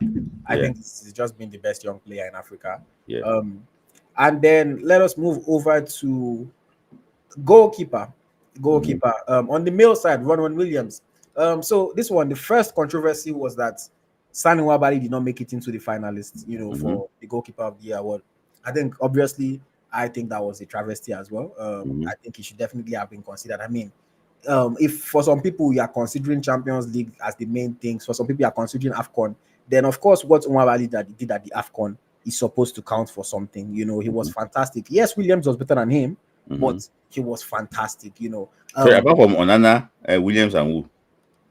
In the final three, Uh-huh. who? Let me see the finalist again. Um, somebody remind us, please. I can't even remember who the finalists for the goalkeeper of the year were. Somebody remind us, please, in the chat. Yeah. The chat, you can just remind us quickly and Who engage. were the three finalists for the goalkeeper of the year? Let me see if I can find it quickly. Nobody's already Uh, any club. Another level. because me, I know say once I know see Uh, my person there, I just come out my eye from the and I kind of Somebody. and it was obvious that Brandon Williams was also going to Mm-hmm. win that as Yeah. well. Okay, so for I think I see it now. Yeah. So It for probably goes. goalkeeper, Yeah. Yeah. Yeah. yes, Yeah. Yahaya Kone. Fofana, yes, So okay, for yes. For me, I don't think it's bad that any of those nominated. In my own opinion, I who think Umabali? Mwabali. I No, think I based on think his achievements, he did well in the AFCON, but because of the club he plays for, Chippa United, you have to look at how the year she went. Onana had been playing for, arguably African best goalkeeper, had been playing for top club Man United. He did, do so well for them. He was saving them last year. He Rob Wonder, Eric Ten Hag too, and also what they have for Fana. You forget that he left from League Two to League One, and has been doing well too for I think for Angers Angers. also for Yeah, Angers, in the French Liga. So for me, if you look at Wabali has been good for cheaper, but he has been having some horrible games too in between. If the calamity he did against the Republic, in our away leg, in the 1-1 draw. So some of these things too he had a very good AFCON, but for me, I don't think it has been solid since that AFCON. okay, fair enough. I thought they were prioritizing the Afcon, and based on that, they should have put him there. Mhm. Because Fofana won it, but Fofana wasn't as good as he was at the Yeah, Afcon. AFCON, yeah, So yeah. that's why I think should have been there. Onana did not do anything at the Afcon Mm-hmm. at all. Mm-hmm. But yeah, Ronan Williams won that one. Shout out to Mm-hmm. him. On the women's side, of course, we had our very own Chiamaka Enadozie going up against Andile Dlamini and Khadija of Morocco. I mean, this one, Chiamaka comfortably. I'm sure if you look at the votes, Mm-hmm. maybe the two Moroccan people voted for the Moroccan goalkeeper. Yeah. Everybody would have voted for Chiamaka. I texted Chiamaka after I texted her. I'm like, see, uh, after you are done playing, this award is going to be named the Nadozie Award Mm-hmm. because Chiamaka is going to win Like this thing like Mata five today, times, Mata today. seven times. The way there's the Mata Award, see, like really when she's done, the way there's Yasin Trophy, like when she's done, you just would have no choice than to Mm-hmm. name it the Nadozie Award because she would have Mm-hmm. won it like 5, 6, 7 times, Mm-hmm. and it would be pointless. Like nobody can live up to the level that Chamaka is setting in Africa right now. Mm-hmm. So well deserved one for her. I'm sure that she's excited, but even her too is like, come on, somebody should compete more now. And I don't know if maybe that's why they're not putting her in the team of the year. We'll talk about that one in a bit. But but yeah, shout out to Chamaka. No surprise, no surprise there. Mm-hmm. Yeah. Um, okay, let us keep going. So we had the national team of the year. Yes, national team of the year. Ivory Coast, the men's national team of the year, as expected, winners of the AFCON. We Mm-hmm. had Nigeria, the Super Falcons, the women's national team of the year, also as expected. There was no WAFCON in the year, but of all the performances of the different national teams in international competitions and also in our qualifiers, Nigeria Mm-hmm. were obviously the best team. So we won that one. And then the big awards, I think I've covered. Yeah, we're not going to talk about referee of the year because we don't really talk about referees. But the big award of the night, obviously, the Player of the Year award. For the women, we had our own Chiamaka Enadozie nominated in final three for the women against Sanam Sudi, Morocco, and Bababanda of Zambia. I think, as expected, Bababanda won that award. Well deserved. Everybody called it before. The year that she had was just too good for club. Fantastic for Zambia. Fantastic. I had because of Bababanda, I had so many Zambians in my live stream yesterday. Mm-hmm. It was so they were so excited, so happy for her. She's the Mm-hmm. first Zambian to win the award. You know, I think she's a fantastic football player. Again, I know people always, even on our channel, some people were trying to make nasty comments about how, oh, she's a man, she's this. She like she sounds very, very feminine. Like I Yeah. had never ever really heard her speak like that. And like I was like, she sounds like nobody can ever you can if you hear that voice without seeing the person that's talking, you can never not imagine that as a woman that is speaking. Yeah. So I'm just like, so because of her physical outlook, people always want to be talking rubbish about her. Well, that's also ignorance of people on social media and things like that. But fantastic year that she had. She's a fantastic football player, and hopefully we're able to compete in future. Again, I said this before. I was upset that Ajibade was snubbed for Sanam Sudi. If Ajibade was snubbed for Chawinga, I would have been fine. For either of the Chawingas, whether Temwa or Tabita, I would have been Mm-hmm. fine. But the fact that they put the Sanam Sudi girl because of CAF Champions League, 2 goals, 1 assist, though. Not even as if she scored 7 goals in CAF Champions League. 2 goals, one Mm-hmm. assist in CAF in 5 matches, CAF Champions League, lost in the final. Mm-hmm. Somehow that got her a nomination for Mm-hmm. best player of the year. I do not know how exactly they did it. Oh, I forgot to talk about interclub player when I was saying the awards because she won the interclub player of the year award. Yeah. Um, but I knew she wouldn't win this one ahead of Banda, but still, just the fact that she was there, I felt like is a disservice. Ajibade has consistently been getting into the long lists, but then they will not now include her in the final three. The last time they put Catalana, that she chased Catalana come out from club, then they the Mm-hmm. same club. Now she ball past, chase Catalana away. In the what's it called? In the WAFCON as well, she balled better than Catalana. It's just that South Africa won. Mm. But then they used that one to just boom. Catalana was the better person. Okay, you allow it. But regardless, I was happy for Rwanda, happy for Chamaka, for a goalkeeper to be recognized in this general category is not something that happens all the time. So happy for Chamaka as well. So like, do you want to say something about this women's player of the year award? For me, like you said, he's Babrambanda. The year she had is not a year that we can just, it's not been so controversial. If you want to was named the CAF player of the year. So for me, I wasn't surprised that he was named, and she's zero, to be king of Africa for so long. I mean that a lot of people have even argued that the year that and the last year that Ochala won that award, that would have been closer, to any of those girls than to give Ochala.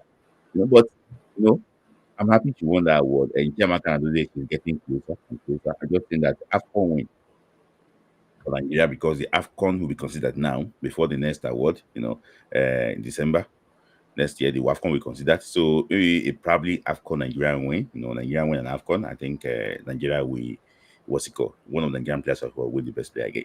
I think it's our thing. Get it back. Hmm. Okay.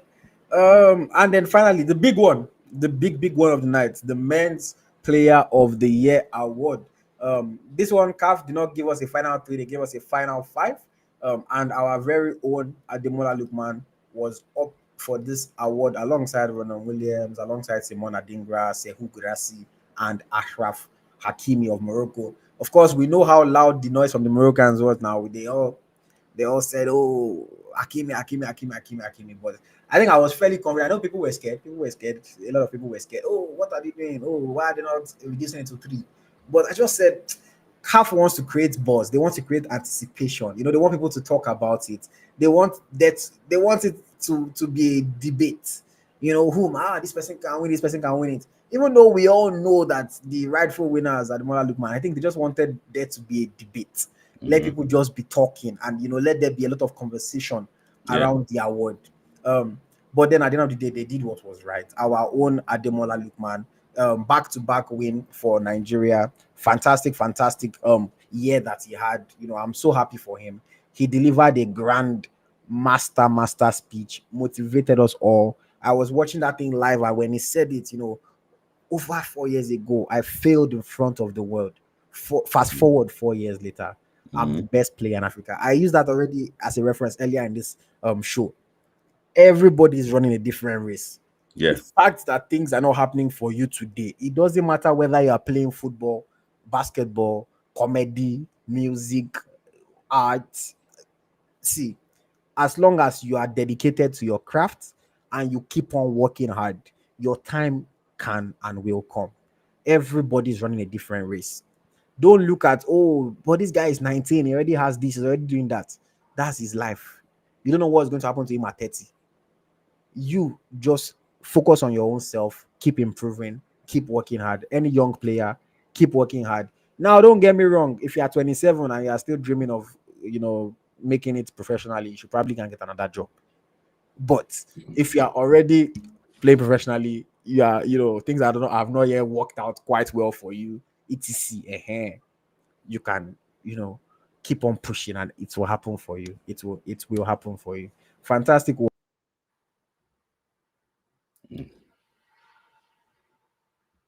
His father, I have the picture. Okay. Fantastic. Oh man, look at how grand, how majestic, how beautiful this picture is.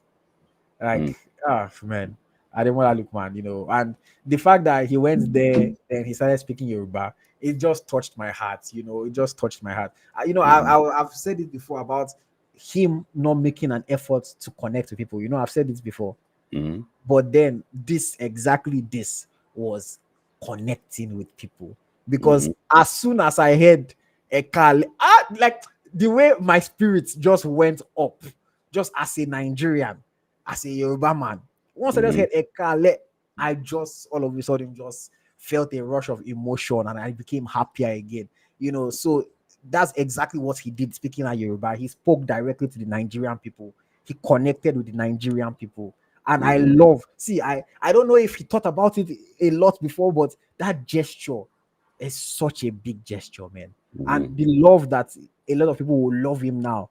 Like, even people that I know in my family that don't watch football were sending Mm-hmm. the video to me, say, like, just because of that Yoruba that he spoke, and people were, Mm-hmm. this boy, born in London but still went there.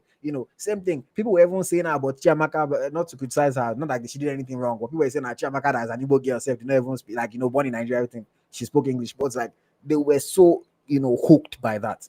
And it was a powerful speech as well. Fantastic. Like, what did you think about this, man? How happy No, were you? no, how can somebody dress like that and not win their award? We're just so IoT. Honesty, which country get better dress past that one? Come on, Like, look bro, at what Siri did. I see what as if nobody, say it was a cleaner in that. Would you expect to people no, say the like cleaning job? nobody came close. By far the best Came close. look. Even with that Agbada alone, he don't beat Akimi. Forget making go to wear his tie and he be waving to his people. Make he don't beat Akimi. Mm. And I'm happy, a big relief. First Nigerian player born outside the country to actually win the award. you know, a player that played for Nigeria for only 2 years. A lot of people don't know that. He's been popular now. So he's been playing for 2 years, and he won this award. I just believe that's a motivation for not just footballers, just for everyone, just for like you know players like we mentioned initially. That's at least in our front three. Let's be honest to ourselves. We have Lukman, we have Osime, and we have Chukwueze. Two of them don't win the AFCON, the African Player of the Year. I'm now challenging Chukwueze. Next year? That's Samuel Chukwueze. Now, I'm challenging Samuel Chukwueze now to go and take the African Player of the Year for next year. It's not late. Chukwueze can start. Season don't already go halfway. Chukwueze can start delivery from January. Okay. And a good solid 8 months will imagine Chukwueze being top scorer in Syria. I know. Season is already halfway. You say top scorer, right? So I'm challenging him and Boniface. Any of those two, I'm challenging them to go and deliver. The reality of it is that as of today, the most likely Nigerian player to win it next year is Ademola Lookman. He is the one that looks like he's on the best path. See, he's already on fire this season. Yes, I know they were still in 2024. So let's say we start counting from January. But the way he's playing, I expect him to carry his form into the new year. Carry that form into the new year, continue balling for Atalanta. In the summer, probably get a move. By the time he gets a move to like PSG or gets a move to, I don't know, Man U or Chelsea, wherever he moves to, maybe not Man U, anywhere he moves to, and then he starts balling for that bigger team again. I think he's the one that has the best chance. And then let's now say December now come. Okay, but AFCON will be after. They would have done the award before AFCON. Okay, so December is pointless. But at least in this match, qualifiers, everything, help us qualify for World Cup, balls for his club. I think he has the best chance. Osimhen, no matter how much Osimhen ball for Galatasaray, nobody's going to take him that seriously unless he's scored like 50 goals, which we have seen that he's not. And for Nigeria, the reality of it is that Lookman is doing better than Osimhen right now for Nigeria. So let's even say Osimhen steps it up. If Lookman stays the same, they are still on the same level as far as Nigerian performance is right now. So I think Lookman has the best chance. Boniface, his issue is injuries. That's what killed his chance this year. Boniface looked like he was the one that was going to run away with it. And then he got injured. Then he missed the AFCON. Then that's just derailed the whole thing. Came back in April, everything, then got injured again later in the year. Just scattered this whole thing. Boniface is going to start 2025 injured. He's back on the field, but I don't think he's going to. Maybe he'll be ready by January. I don't know. But the way Boniface is looking, is going to get. God, I'm not cursing him. Don't get me wrong, but there's a track record of a player that always gets injured. You know what I'm saying? It's not a curse. Boniface is the kind of player that always gets injured, so you expect him to get injured again. It's the same way Osimhen is a player that always gets injured. Like he has a track record. Osimhen, you know that Osimhen will get injured like 2-3 times every season. So I fear that Boniface maybe get another injury that keeps him out for like another 2-3 months, and he doesn't have enough sample size to really ball. But look, man, the way he's going, I think if Atalanta now win the Scudetto, if Atalanta win the Scudetto, will it be a bigger achievement than Osimhen winning the Scudetto? That's the question that I just thought of now. Hey, I think I have to think deep into it because winning the Scudetto and actually just winning the Europa League before that Scudetto, I think they looked like the most decent team to win it, in my own opinion. Because the games they're not playing well, they are trying to win by 1-0. So when you see a championship team, that's what they are saying. For example, now they don't open these people small now, Lazio. So I did not talk about that. I did not mention in this. They then do Lazio strong thing. Yeah. So for me, I think Lukman is just thinking of the boxes, and they will more like rate Lukman's win than Victor Osimhen, if I'm not mistaken. But Lukman, you don't forget that Osimhen was top scorer too. when they won this Yeah, it was. it was But three look, penalties. but Osimhen It was was a three number penalties nine. towards the end of the Lookman is not a number nine, and yeah. Lookman, if he's still among the top, but Mm-hmm. he is not quite the top scorer, people are still going to look at him. He's going to, Yeah. if Atalanta win, Mm-hmm. Lookman is going to be the player of the year in the Yeah. league. If Yeah. Atalanta win, Yeah. he'll be the It's, player yeah. of the year. Player of the year. You know? Even for me, they say that the whole of this year itself is probably the best player in Serie A. They Like say, I yeah, was seeing that one on CBS debates. He's currently the best player there. So I just want him that he should continue doing what he knows how to do best. yeah. You should So just I'm continue, happy for him. I'm happy for him. continue doing his thing. Someone said when last did Atalanta win? I don't know when last. I don't even know when last did Atalanta win. Let me actually check. See Uh-huh. when they won the Scudetto, because I'm just like, if you should win it, it would be a huge achievement. Mm-hmm. Let me see honors.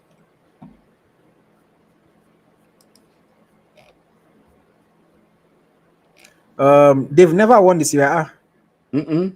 So imagine they've never won the Serie A. Hmm. That's gonna be like a bigger one. It's gonna They've be never big won now. the Serie A. It's not one this Syria. That's gonna be a bigger So if you should achievement. win it, Yeah. that's legend, like That's absolute legend. legend. Because when Osimhen won for Napoli, talking about since Maradona, I think there was a Mhm. reference, but this one there's no This reference. one, there's no reference. There's no reference. There's no reference. So it's gonna be massive. It's gonna be That's massive. massive. But let's see, my fingers crossed. We're knocking Fingers on crossed. wood. That's who Yeah. I'm rooting for in the Serie A this season. Yes, I'm looking for that So, person too. I want Lazio to be in the Champions League. I want Milan, Europa. uh, in fact, got you allow them not to sell our player very soon because if they ask this Francesca to go, it might take it might ask that mhm. But yeah, but it will be amazing. It will be amazing. I just want to say this thing. I don't please Samuel Chukwueze go and challenge yourself and win the next World Cup Player of the Year. You Hmm. can still do it. Okay, okay, Yeah. okay. But yeah, let's move forward just because of time. Okay, aftermath. Let's talk about aftermath. Mm-hmm. So human beings are human beings, and human beings just, man, we create stories, we create controversy. I don't know why we are like that, but that's the way God made us. That's just the way God made us. Now after the award, everybody's excited, everybody's happy, sharing, posting. I made like 10 different posts yesterday about the award, and look, man, everybody's excited. And then today, what do we now start hearing? Oh, Osimhen has not congratulated him. Osimhen has not congratulated. Oh, everybody has congratulated. People are doing a thread of all the Nigerian players that have congratulated Ademola Lookman. Obviously, there's one person that is conspicuously missing from the thread, and the name of the person is Victor Osimhen, the person that won it last year. Now, this controversy around Osimhen not acknowledging him, I don't know why people started to pick on that as an issue. I think that it is rather unfortunate that we are allowing a very happy, a very exciting moment for Nigerian football to get derailed into this kind of conversation. This is not a moment that is about Victor Osimhen. Osimhen Mm-hmm. had his moment last year. Yeah. This moment is about Ademola Lookman. Do I think Osimhen should obviously thank him? I better congratulate him. Yes, you should. He's your teammate. Some people say he doesn't have to do it publicly. Of course, he doesn't have to do it publicly. There is something called optics. There's something called perception. That's what doing it publicly covers. There is a reason why if I lose election, Mm-hmm. it's not. I won't just call. I will call you on the phone and congratulate you, but I will still publicly congratulate you Mm-hmm. or winning the election. It's Mm-hmm. just so that the whole world knows, yes, I lost, I accept, I'm not salty, I wish them all the best. Mm-hmm. For optics sake, Osimhen should have posted something on his story, Yeah. especially when he's posting himself with Nwakali. He's Mm-hmm. posting different things on Twitter of his drip. I think CAF had like shared a throwback of him from last year, and even reposted that throwback of when Mm-hmm. he won it last year. But so when you are reposting all of that and you don't report and you don't share to say congratulations to your teammates who just won, people are going to read into it. And that is why I wish Osimhen had just taken that small gesture. Again, he doesn't really have people that work with him on his branding and his image and all this social media thing. So maybe nobody advised him or talked to him about that. Now it's just creating a lot of controversy. I've seen people different tweeting. If you go on Insta blog Nigeria now, is a topic that people are discussing on Insta, one of Insta blog's posts, and I just think it's unnecessary. We're taking attention away from Lookman that should be getting all the attention. Osimhen does not deserve any attention. Lookman deserves all the attention. So we should not be caring too much about Osimhen's actions, but unfortunately, we are. And I just think that people too should, try not to cause unnecessary, rifts in our football and in our team, or even they should not, you know, they should not, what's the word? Even create the appearance of there being some kind of rift. Because it's just like, oh, maybe Osimhen doesn't. Oh, there's no need for people to be bringing up all those things. Some people just don't like Osimhen, and now they're using that as an opportunity to talk negative about Osimhen because they don't like him. And that's one Yeah. of the things that is wrong with this world. Everybody has an agenda that they are pushing, and they look for anything that they can use to further that agenda, whether it's true or it's honest or not. But yeah, do I think Osimhen should have said something publicly? Yes, even just for optics' sake. Yes, he should have said something publicly. But do I think it matters? No, it does not matter. Let us not take away from Lookman's moments. Let us not distract people. Let us keep on celebrating Lookman. He is the reason why we were all happy yesterday, and we should not be talking about anything other than Ademola Lookman's triumphant CAF Awards 2024. Smith, what do you think about this? I think you said it all. That it's called optics. You must be able to, because since you are his teammate and you won the award last year, we understand that you might want to say it because I saw a video going around, through Organa media. Yeah. During Sorry, I would even say this. Osimhen even replied to somebody on Twitter today saying that he has texted Lookman. But again, private and public is two different things. Sorry, continue. Yeah. So I just think that I saw a video that he said that he already even considered him before they announced him. So that he had those points to actually what to say, but it doesn't cost you to say, "Oh, congratulations on winning this award." It's just like a former king, trying to hand over to somebody, and you are handing over to somebody from your own area, someone that you speak even the same local language together, someone that you have that be hearing the same pitch, together for your country. So I think that you have come out publicly and actually just post something, maybe probably on his story or on on his post, and remove it maybe probably later, because this moment belongs to Luke, man, and it was so good.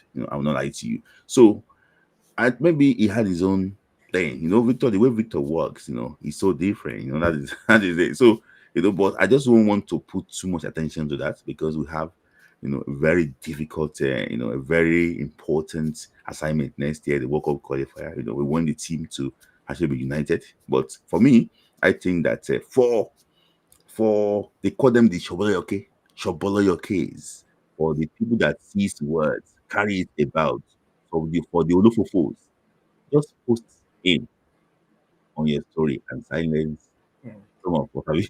I'm not saying about of them and silence, them for me. And Just that's the Osimhen just has strong head, because yeah, the reality of it is, after you've seen the backlash, yeah. you can You just look- fulfill righteousness and just Yeah. go and post it. Just Yeah. let all of you shut up. But Yeah. Osimhen, Uh-huh. now that Osimhen, if you tell him to do something, Uh-huh. that's when he's not going to do it. Exactly.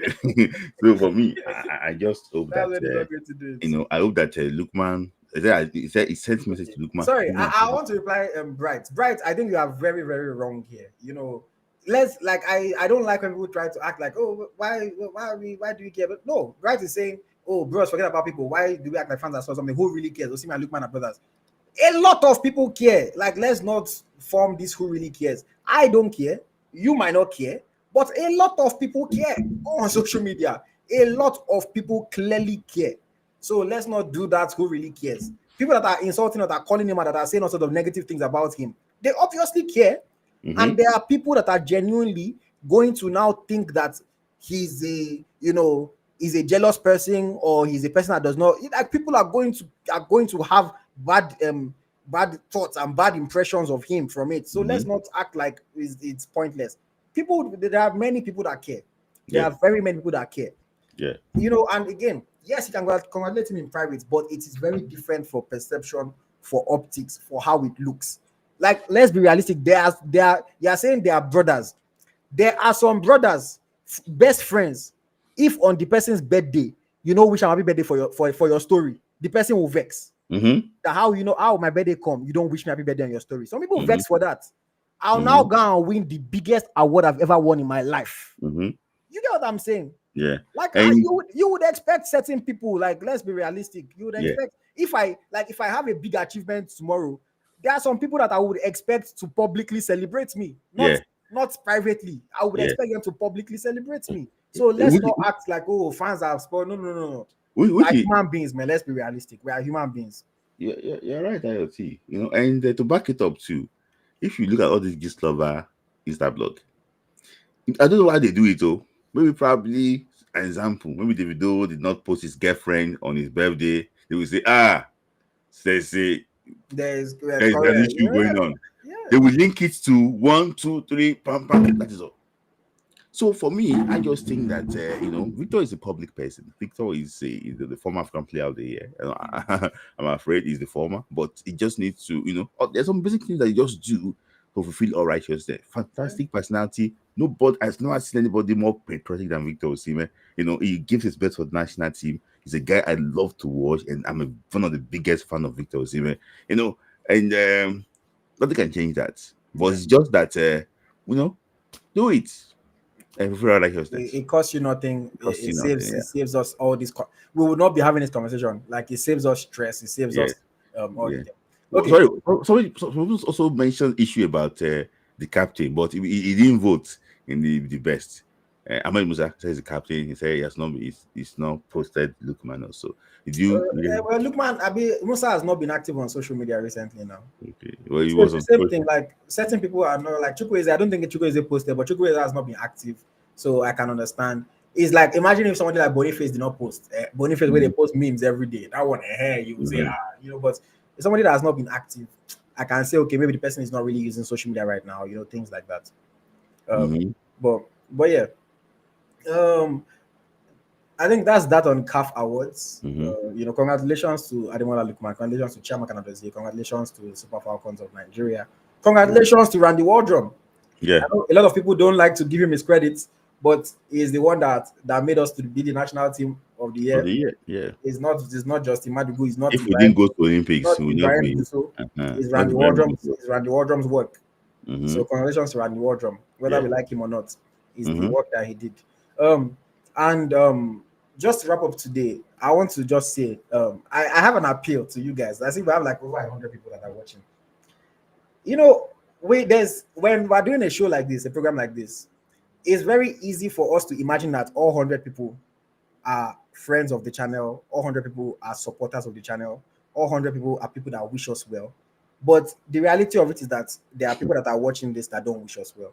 There are people that are watching me right now that just want bad things to happen.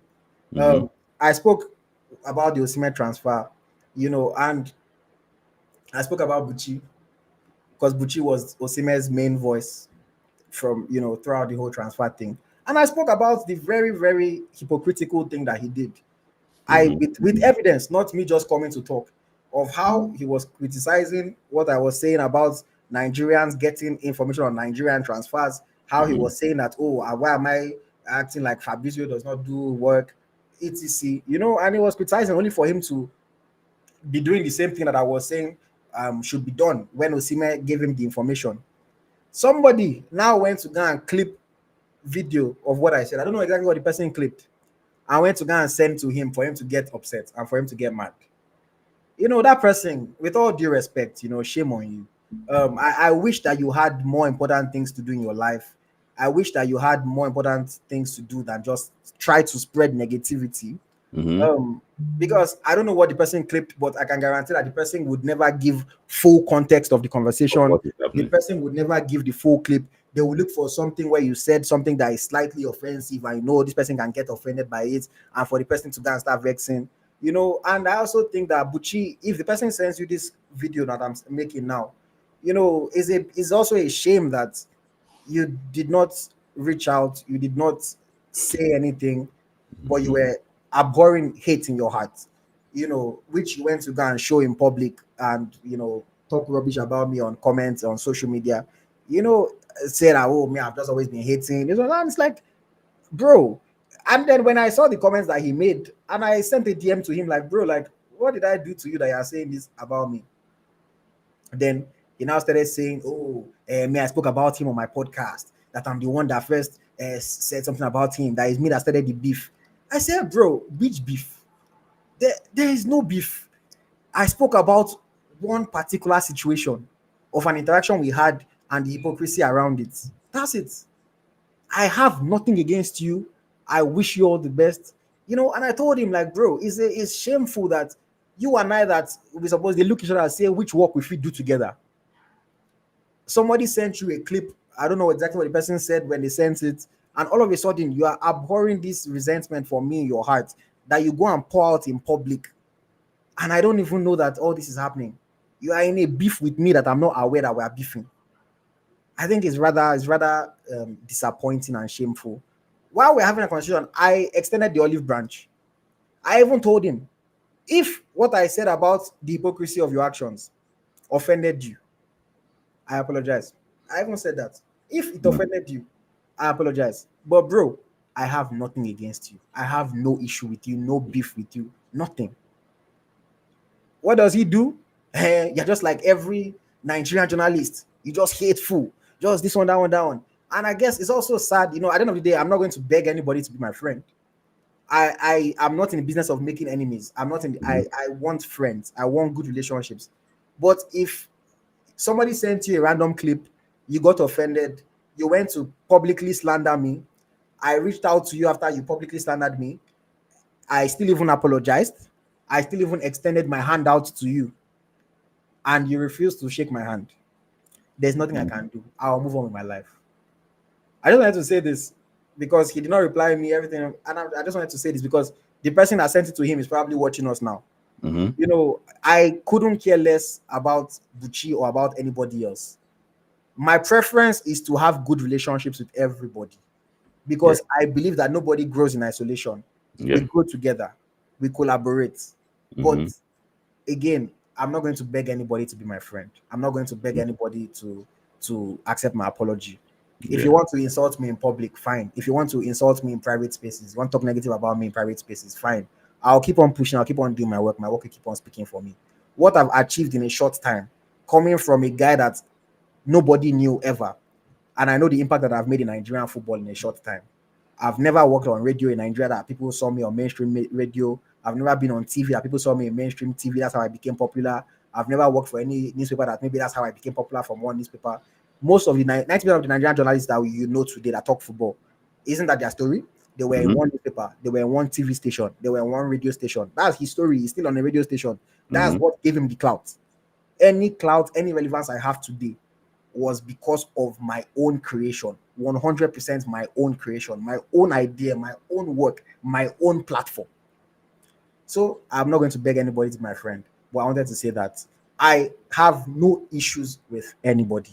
I have no issues with anybody. I want to be friends with everybody if they want to be friends with me. Let us work together. Let us push Nigerian football forward together. That's what I wanted to say. Yeah. Yeah, just want to add some things to it too, because um, if you have 10, 12 disciples, there's going to be one Judas there.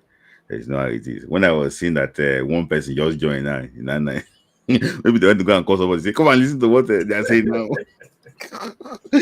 But in all honesty, I just think that football is only one language in football. Football should unite us. Should unite us. Football should not divide us, and that is the most important thing. I just believe that because somebody fail does not mean that you actually what rise up. Everybody have their own lane.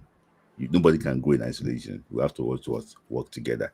That's the most important thing. And I wish, and I wish us, the best of luck in everything. Like actually what said, most of you, I don't think OJB2 worked in any mainstream medias too, but you can see that a lot of, a lot of you guys are not unpopular because I was in different forums and I was saying that IoT is recommending players to Nigeria Super Eagles. So just to tell you that even where you do, you are even aware, So and when I went to watch Nigeria versus Brazil game at the Olympics, I turned to a mini celebrity.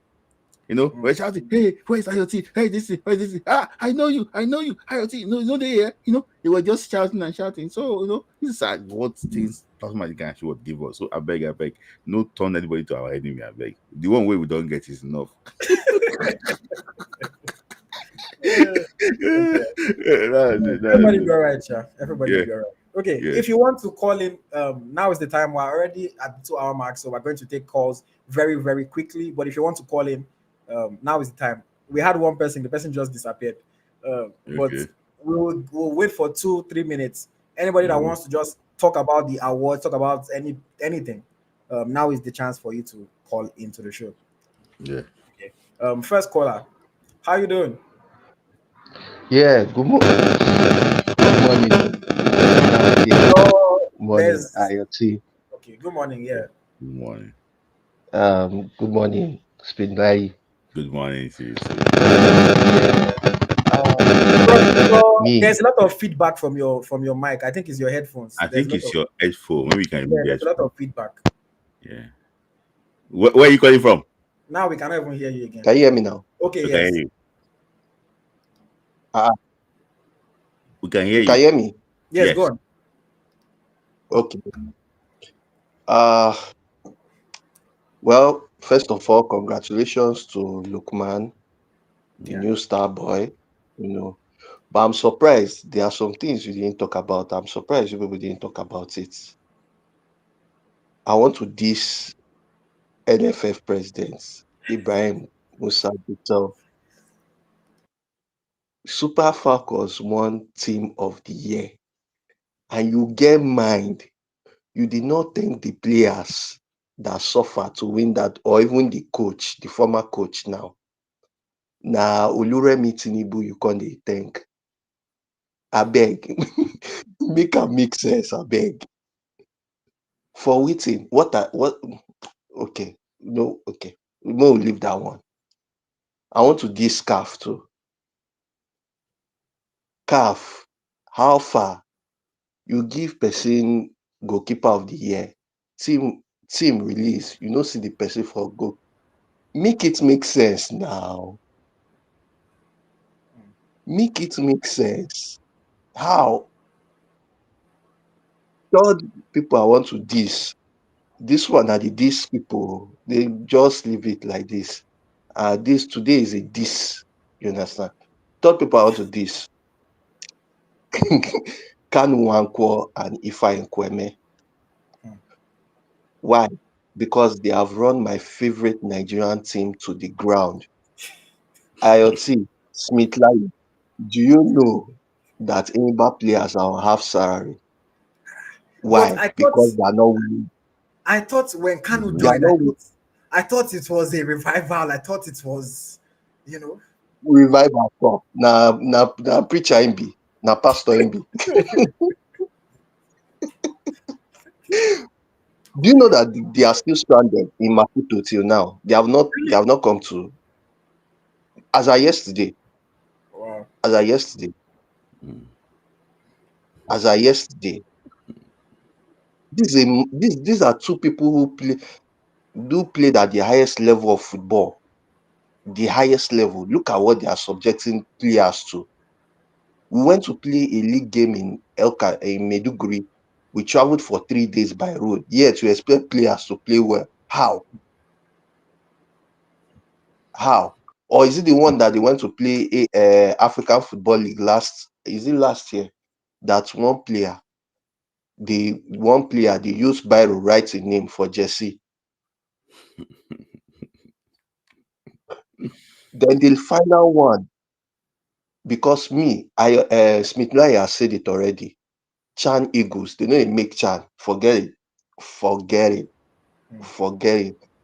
Your man, Austin Eguavon, I like the man. I've always said it, but he's not fit enough.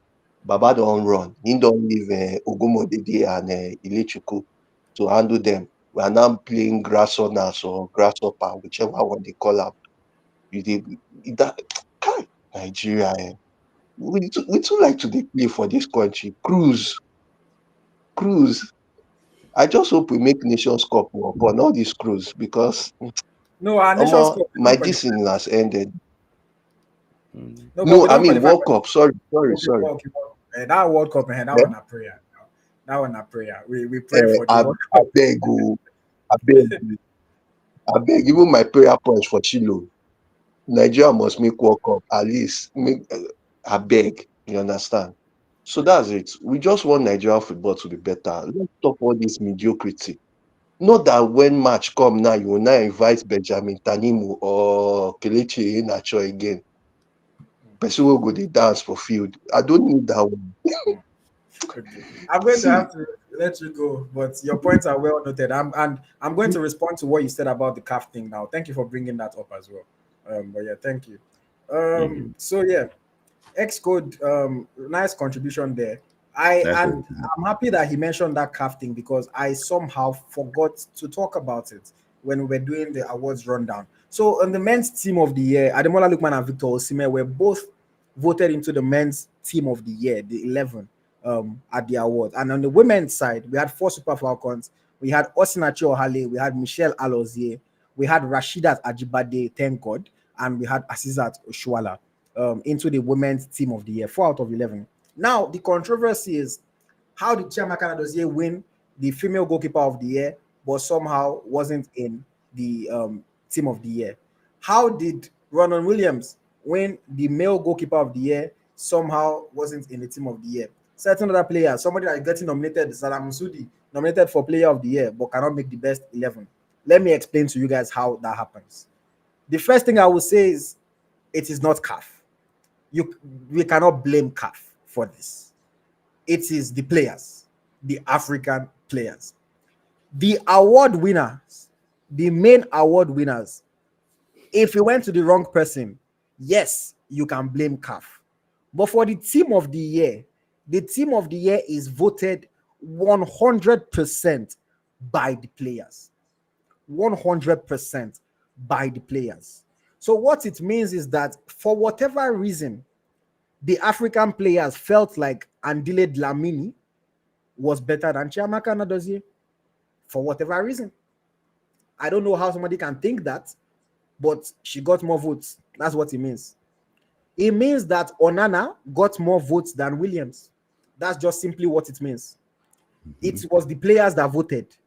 Maybe the players are looking at Williams, say, you they play my Melody Sundowns. I've been waiting to be that one. This guy is playing Man U.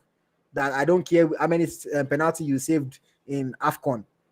That's what he did for Man U is enough for us to think he's the best. Maybe that's how the players vote. I don't know. But it was not on CAF. So I just want to clarify that because a lot of people on social media have been insulting CAF, have been saying there's no integrity.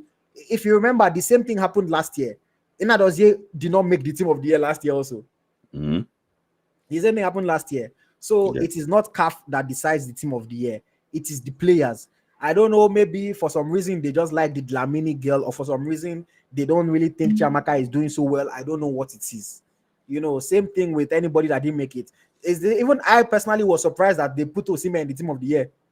I was surprised, but the players voted him. I was surprised they put Aziza Atoshwala, but the players voted her. So it's the players, though. They will not release the list to us so that we cannot know exactly who voted for who. But the best 11 was voted by the players. So anybody that missed out, if you want to query the decision, you have to query the players. We're out of time, guys. So I'm going to give Bright 1 minute. I'm going to give Temitope 1 minute, guys. Just What about this guy Ayinde? He was just saying that I'm using his phone for the first time. I beg, I can I join? Where is he? Ayinde, he said that he's using. Just click on the link and join. Ayinde. Yeah, click on the link, and if you are click on the link very quickly, and before these two people finish their 1 minute, click on the link. I posted the link on social media.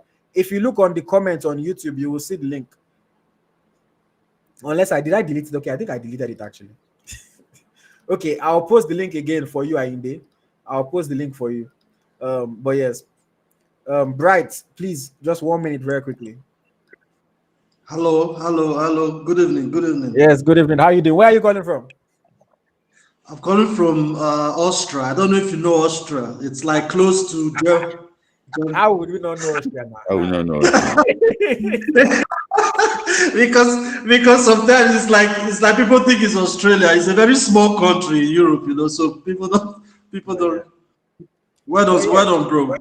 Greetings to you. First of all, congratulations to you and your show. I'm a huge fan. I like the way you carry your show. I like the way you carry yourself. I like the way you do everything. Congratulations to you.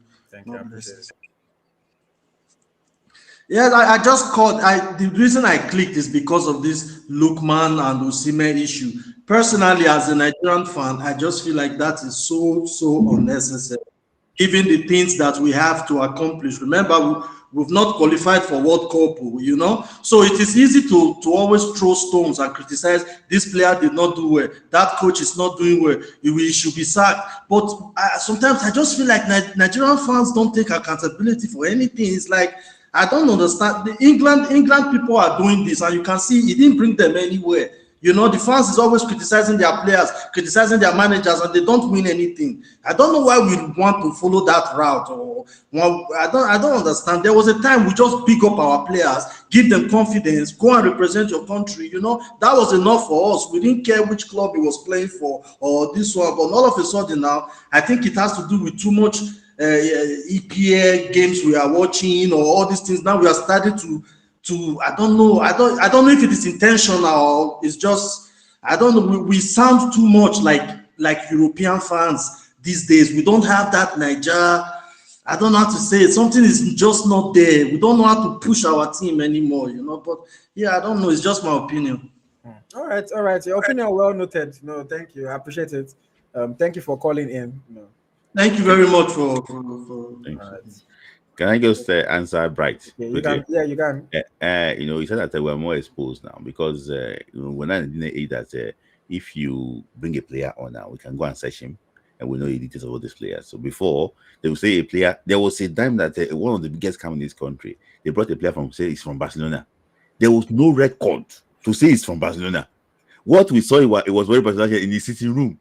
That was what this team was doing. They called that player Boluwafife. And it was the guy that fought with you, all Nigeria, that was projecting, like the one that they paid to projecting that type of player. That is one of the crimes in Nigerian football.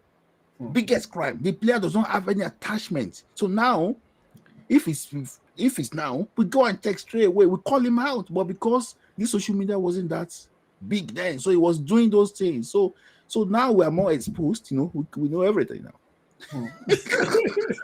Okay. Let me talk for 1 minute, please. Hello, guys. Good evening. Good morning. Can you hear me? Yes, we can hear you. Welcome again. First of all, Ayo, I love the program so much. You are the best for now. Thank you. Don't let anyone distract you. Just focus on the program and what you're doing. And for Nigeria, please. Look on Osimhen are the best players, so don't cause quarrel between them and big Nigeria. Please, walk up around the corner. That's so good, man.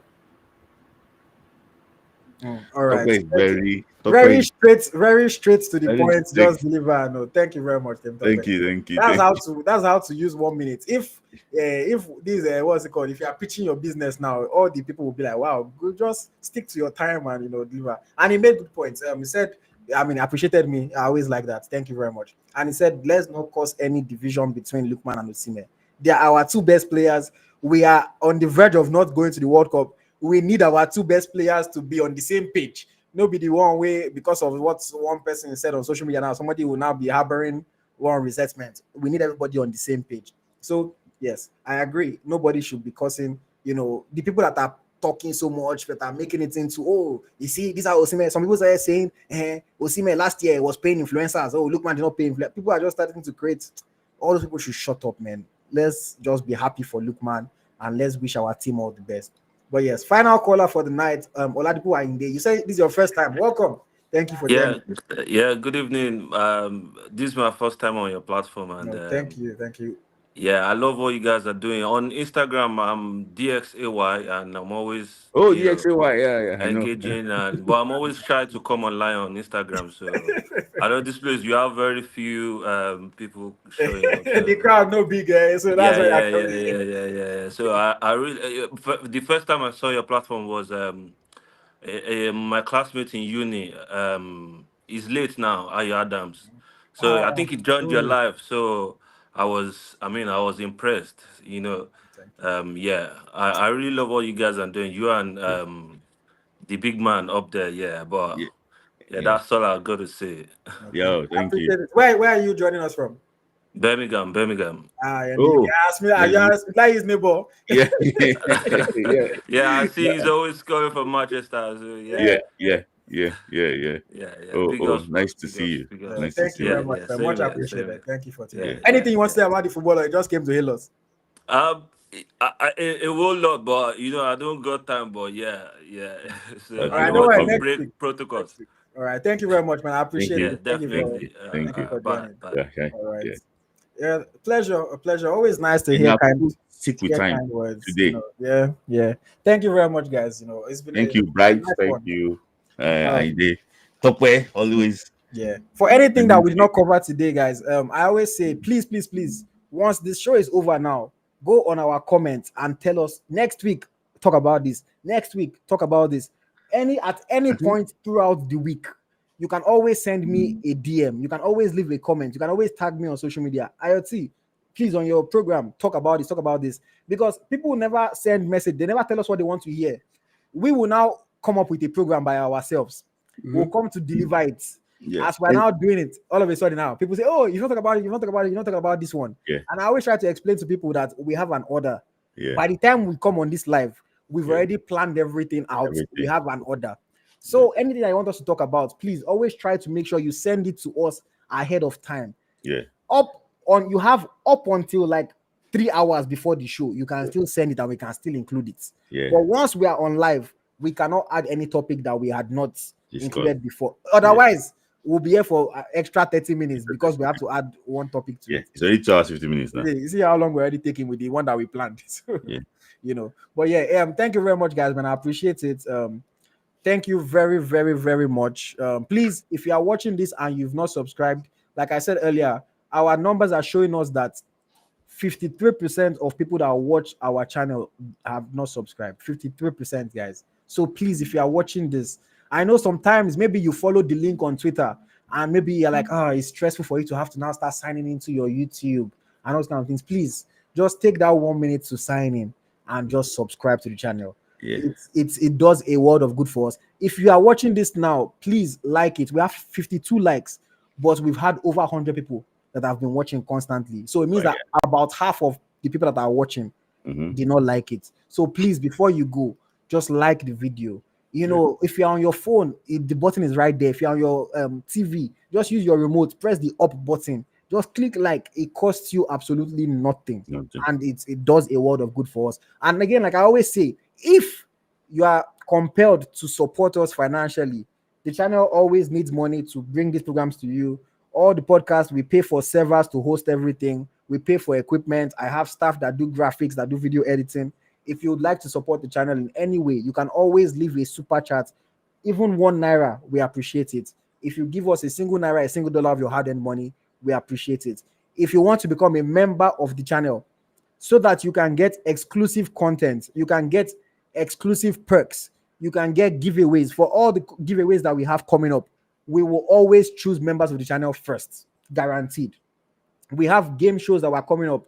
A game show that we are going to be doing in 2025 with a grand prize of 1 million naira. Members of the channel are going to have first priority to play in the game show. If there's only 2 members, between the 2 of them, they will play and 1 person will win the 1 million. So guys, please join the channel as a member. It costs money, but it doesn't cost a lot. There are 3 different levels. You can find the one that fits what you're able to afford or the perks that you want, because the perks vary by level. So please, guys, I appreciate every single person that supports with their likes, with their subscription, with their shares, with the super chats. Shout out to Ada. Ada gave us super chats today. Much appreciated. Okay, Smith, final word from you before we go. Just want to give a shout out to everybody that tuned in and also talk about Delivered by Shiru. Please, just take care. I'm hearing reports that it was in an auto crash, but Yes, everything I was saw that as well. Yeah. so just wish that drive safe. This is December. And don't December is Ember month. Say that so don't run too much, don't run too much. And I also wish our players to the best of luck. Yeah. That's the most important thing. Next week is Christmas. So guys, enjoy your chicken. And when you don't forget to send your chicken to Manchester. Are we doing Christmas Eve show, Bismillah? Christmas Because the next 24 is next Tuesday. Are we doing Christmas Eve? No, is it 20? Oh, 21st is next. No, 24th is next Tuesday. Yes, it's next Tuesday, and that one, we're going to talk about. We're going to announce that, and maybe we can actually if you're going to call, you can come earlier.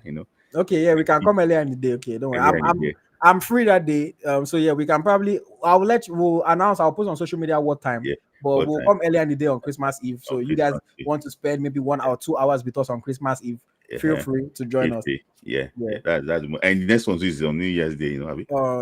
New Year's Eve. New Year's Eve. But don't worry, guys. We're gonna actually anything that comes up too, we're gonna come and discuss. Somebody say, CC will say, can you share Christmas gift to us because you had 100K on your live watch along? No, it was a lot of people on the live watch along yesterday. Shout out to everybody. Was it up to 100,000? No. We had a total of over 100,000 views. But people will be coming in and they'll be going, so over 100,000 views, yes. But people were coming and going. So I cannot know exactly the number of people. But at the time, the peak we had was at the time we had about 9,000 something people watching. Yeah, at the time. Yeah. That was that's what I CAF TV now. Yeah. We had about 9,000 something people watching at the time. It was very interesting. And I said we're going to do Eagle Striker. We're going to do a New Year / Christmas giveaway on Eagle Striker. So stay tuned for that. It's not going to be 1 million, but we're going to do something just to say thank you for the New Year. I have like 2 pairs of boots that I want to give away. That I know they play ball again, so I have boots, and it's brand new pair of boots. I can just give to people. So I want to just see what I can give away to people and give some money as well. But yeah. All right. And just for context, so nobody should panic. I know Smith said that there was a report of Fisayo being in an auto accident, but apparently it was okay. He was able to go to training the next day. So nothing is wrong with him. Fisayo Bashir is fine. But obviously, we just don't like to hear news like that at all. Especially, we saw what happened to Boniface. We saw what happened to Antonio. So we don't want any kind of negative accident, anything like that. But yeah, it's been a pleasure talking to you guys, man. It's been a pleasure. Always like the engagement. Today we had quite more people than last week and the week before, so I appreciate that. Next week, let's get at least like 200 people watching the live. So please let your friend, anybody that that cares about Nigerian players, Nigerian football, let them know, guys. On Eagle Striker every Tuesday, guys. Every Tuesday, we don't miss it. And there's a lot more content to come. I also have a new series that is starting on Friday. The series is called Athlete Branding with Eagle Striker. I am going back to my roots. When I started Eagle Striker, that was one of the things that I was so loud about, so strong on. And in 2025, I am going to double my noise about it. Athlete branding. I'm going to be recording a number of videos. My goal is to post at least 1 video a week talking about this athlete branding. I know it might not be everybody's cup of tea, so I'm not really expecting there to be hundreds of thousands of views on each of the videos. But I know that there are people there that will be able to benefit because I'm coming from a place of knowledge and experience. I know that a lot of people will benefit from it, whether a footballer, an aspiring footballer, or even somebody that wants to take something and use it in their own personal brand. Because at least at the end of the day, a lot of branding concepts and elements are just the same across the board. You just have to change it based on your industry. So yes, that will be every Friday. The goal is to upload a video. The first one is coming out this Friday. So check out our channel. And then in 2025, I also have another goal of dropping an interview every other week at least. So that's another goal for 2025. I want to do at least every other week for there to be a new interview on Eagle Striker. I've already scheduled some people. I've already spoken to them. I'm going to work so hard next year creating this content for you guys. This channel needs to make significant progress in 2025, and we will. with you guys' support, I'm going to put in the work. I'm talking to people. I'm trying to bring more people on board so that it's not even only my face and Spindai's face you'll be seeing. So many plans. Please just stick with us. And to wrap up, YouTube just sent me my wrap for 2024. So I want to just share with you guys what you've helped us to achieve on this channel in 2024. In 2024, Eagle Tracker has gained 12.4 thousand new subscribers in 2024. So thank you to everybody that has subscribed in 2024. AFCON, thank you. Started from AFCON. Thank you to everybody that subscribed in 2024. Thank you to everybody that has shared, that has told their friends to come and watch us. Very, very much appreciated. We in 2024 so far we have got a total of 2.2 million views across our videos in 2024. That's I know some people get it in 10 minutes, but we're still growing, and it's still a bit crazy to me that 2.2 million views. So I appreciate that so much. Thank you very much to everyone that has watched any video. We have got 36,000 likes across our video, so that one is a bit. 2.2 million views, only 36,000 likes. You are not liking enough. You are not liking enough. But yes, 36,000 likes across all our videos in 2024. 3,134 comments. 3,134 comments across all our videos, and 5,055 shares on all our videos. So shout out to everybody that always shares. I'm always talking about please share, please share. Honestly, I did not think it would be this much. 5,000 times that people have shared it. 5,000 times that people have shared it. Wow, that means that what we are doing, you guys care about it, and you want your friends, your family, people to see it. So I appreciate every single person that ever liked, shared the video. Much appreciated. Our most watched, most viewed video of 2024, Nigeria versus Cameroon post-match press conference. That was our most viewed video of 2024. Interestingly, but that was it. And our most viewed, our top live stream, the one from yesterday just broke the record. But before the one from yesterday, I guess. Okay, guess. Nigeria West Africa. No. Nigeria Our Ghana. live stream. No. It's a Falcons game. Nigeria West Africa. Women. Nigeria versus Brazil Olympics. Oh, After the match. Oh, that was our top live stream. Of 2024. Before the one of yesterday scattered the record. Before the one of yesterday, our top live stream was after the Brazil game at the Olympics. Officially now 2 years in the YouTube partner program. So what that means is 2 years of Eagle Tracker actually being able to make money on YouTube. And it's all thanks to you guys. Thank you. Let's keep the views coming. Let's keep the likes coming, the shares coming in 2025. I appreciate all of you. It's been a pleasure. This has been another episode of the Niger FC podcast. As always, I'm your host, Ayoti, and I have with me my reliable co-host, Smith Lai. Thank you for joining. Thank you very much, guys. See you on the next one. Bye-bye.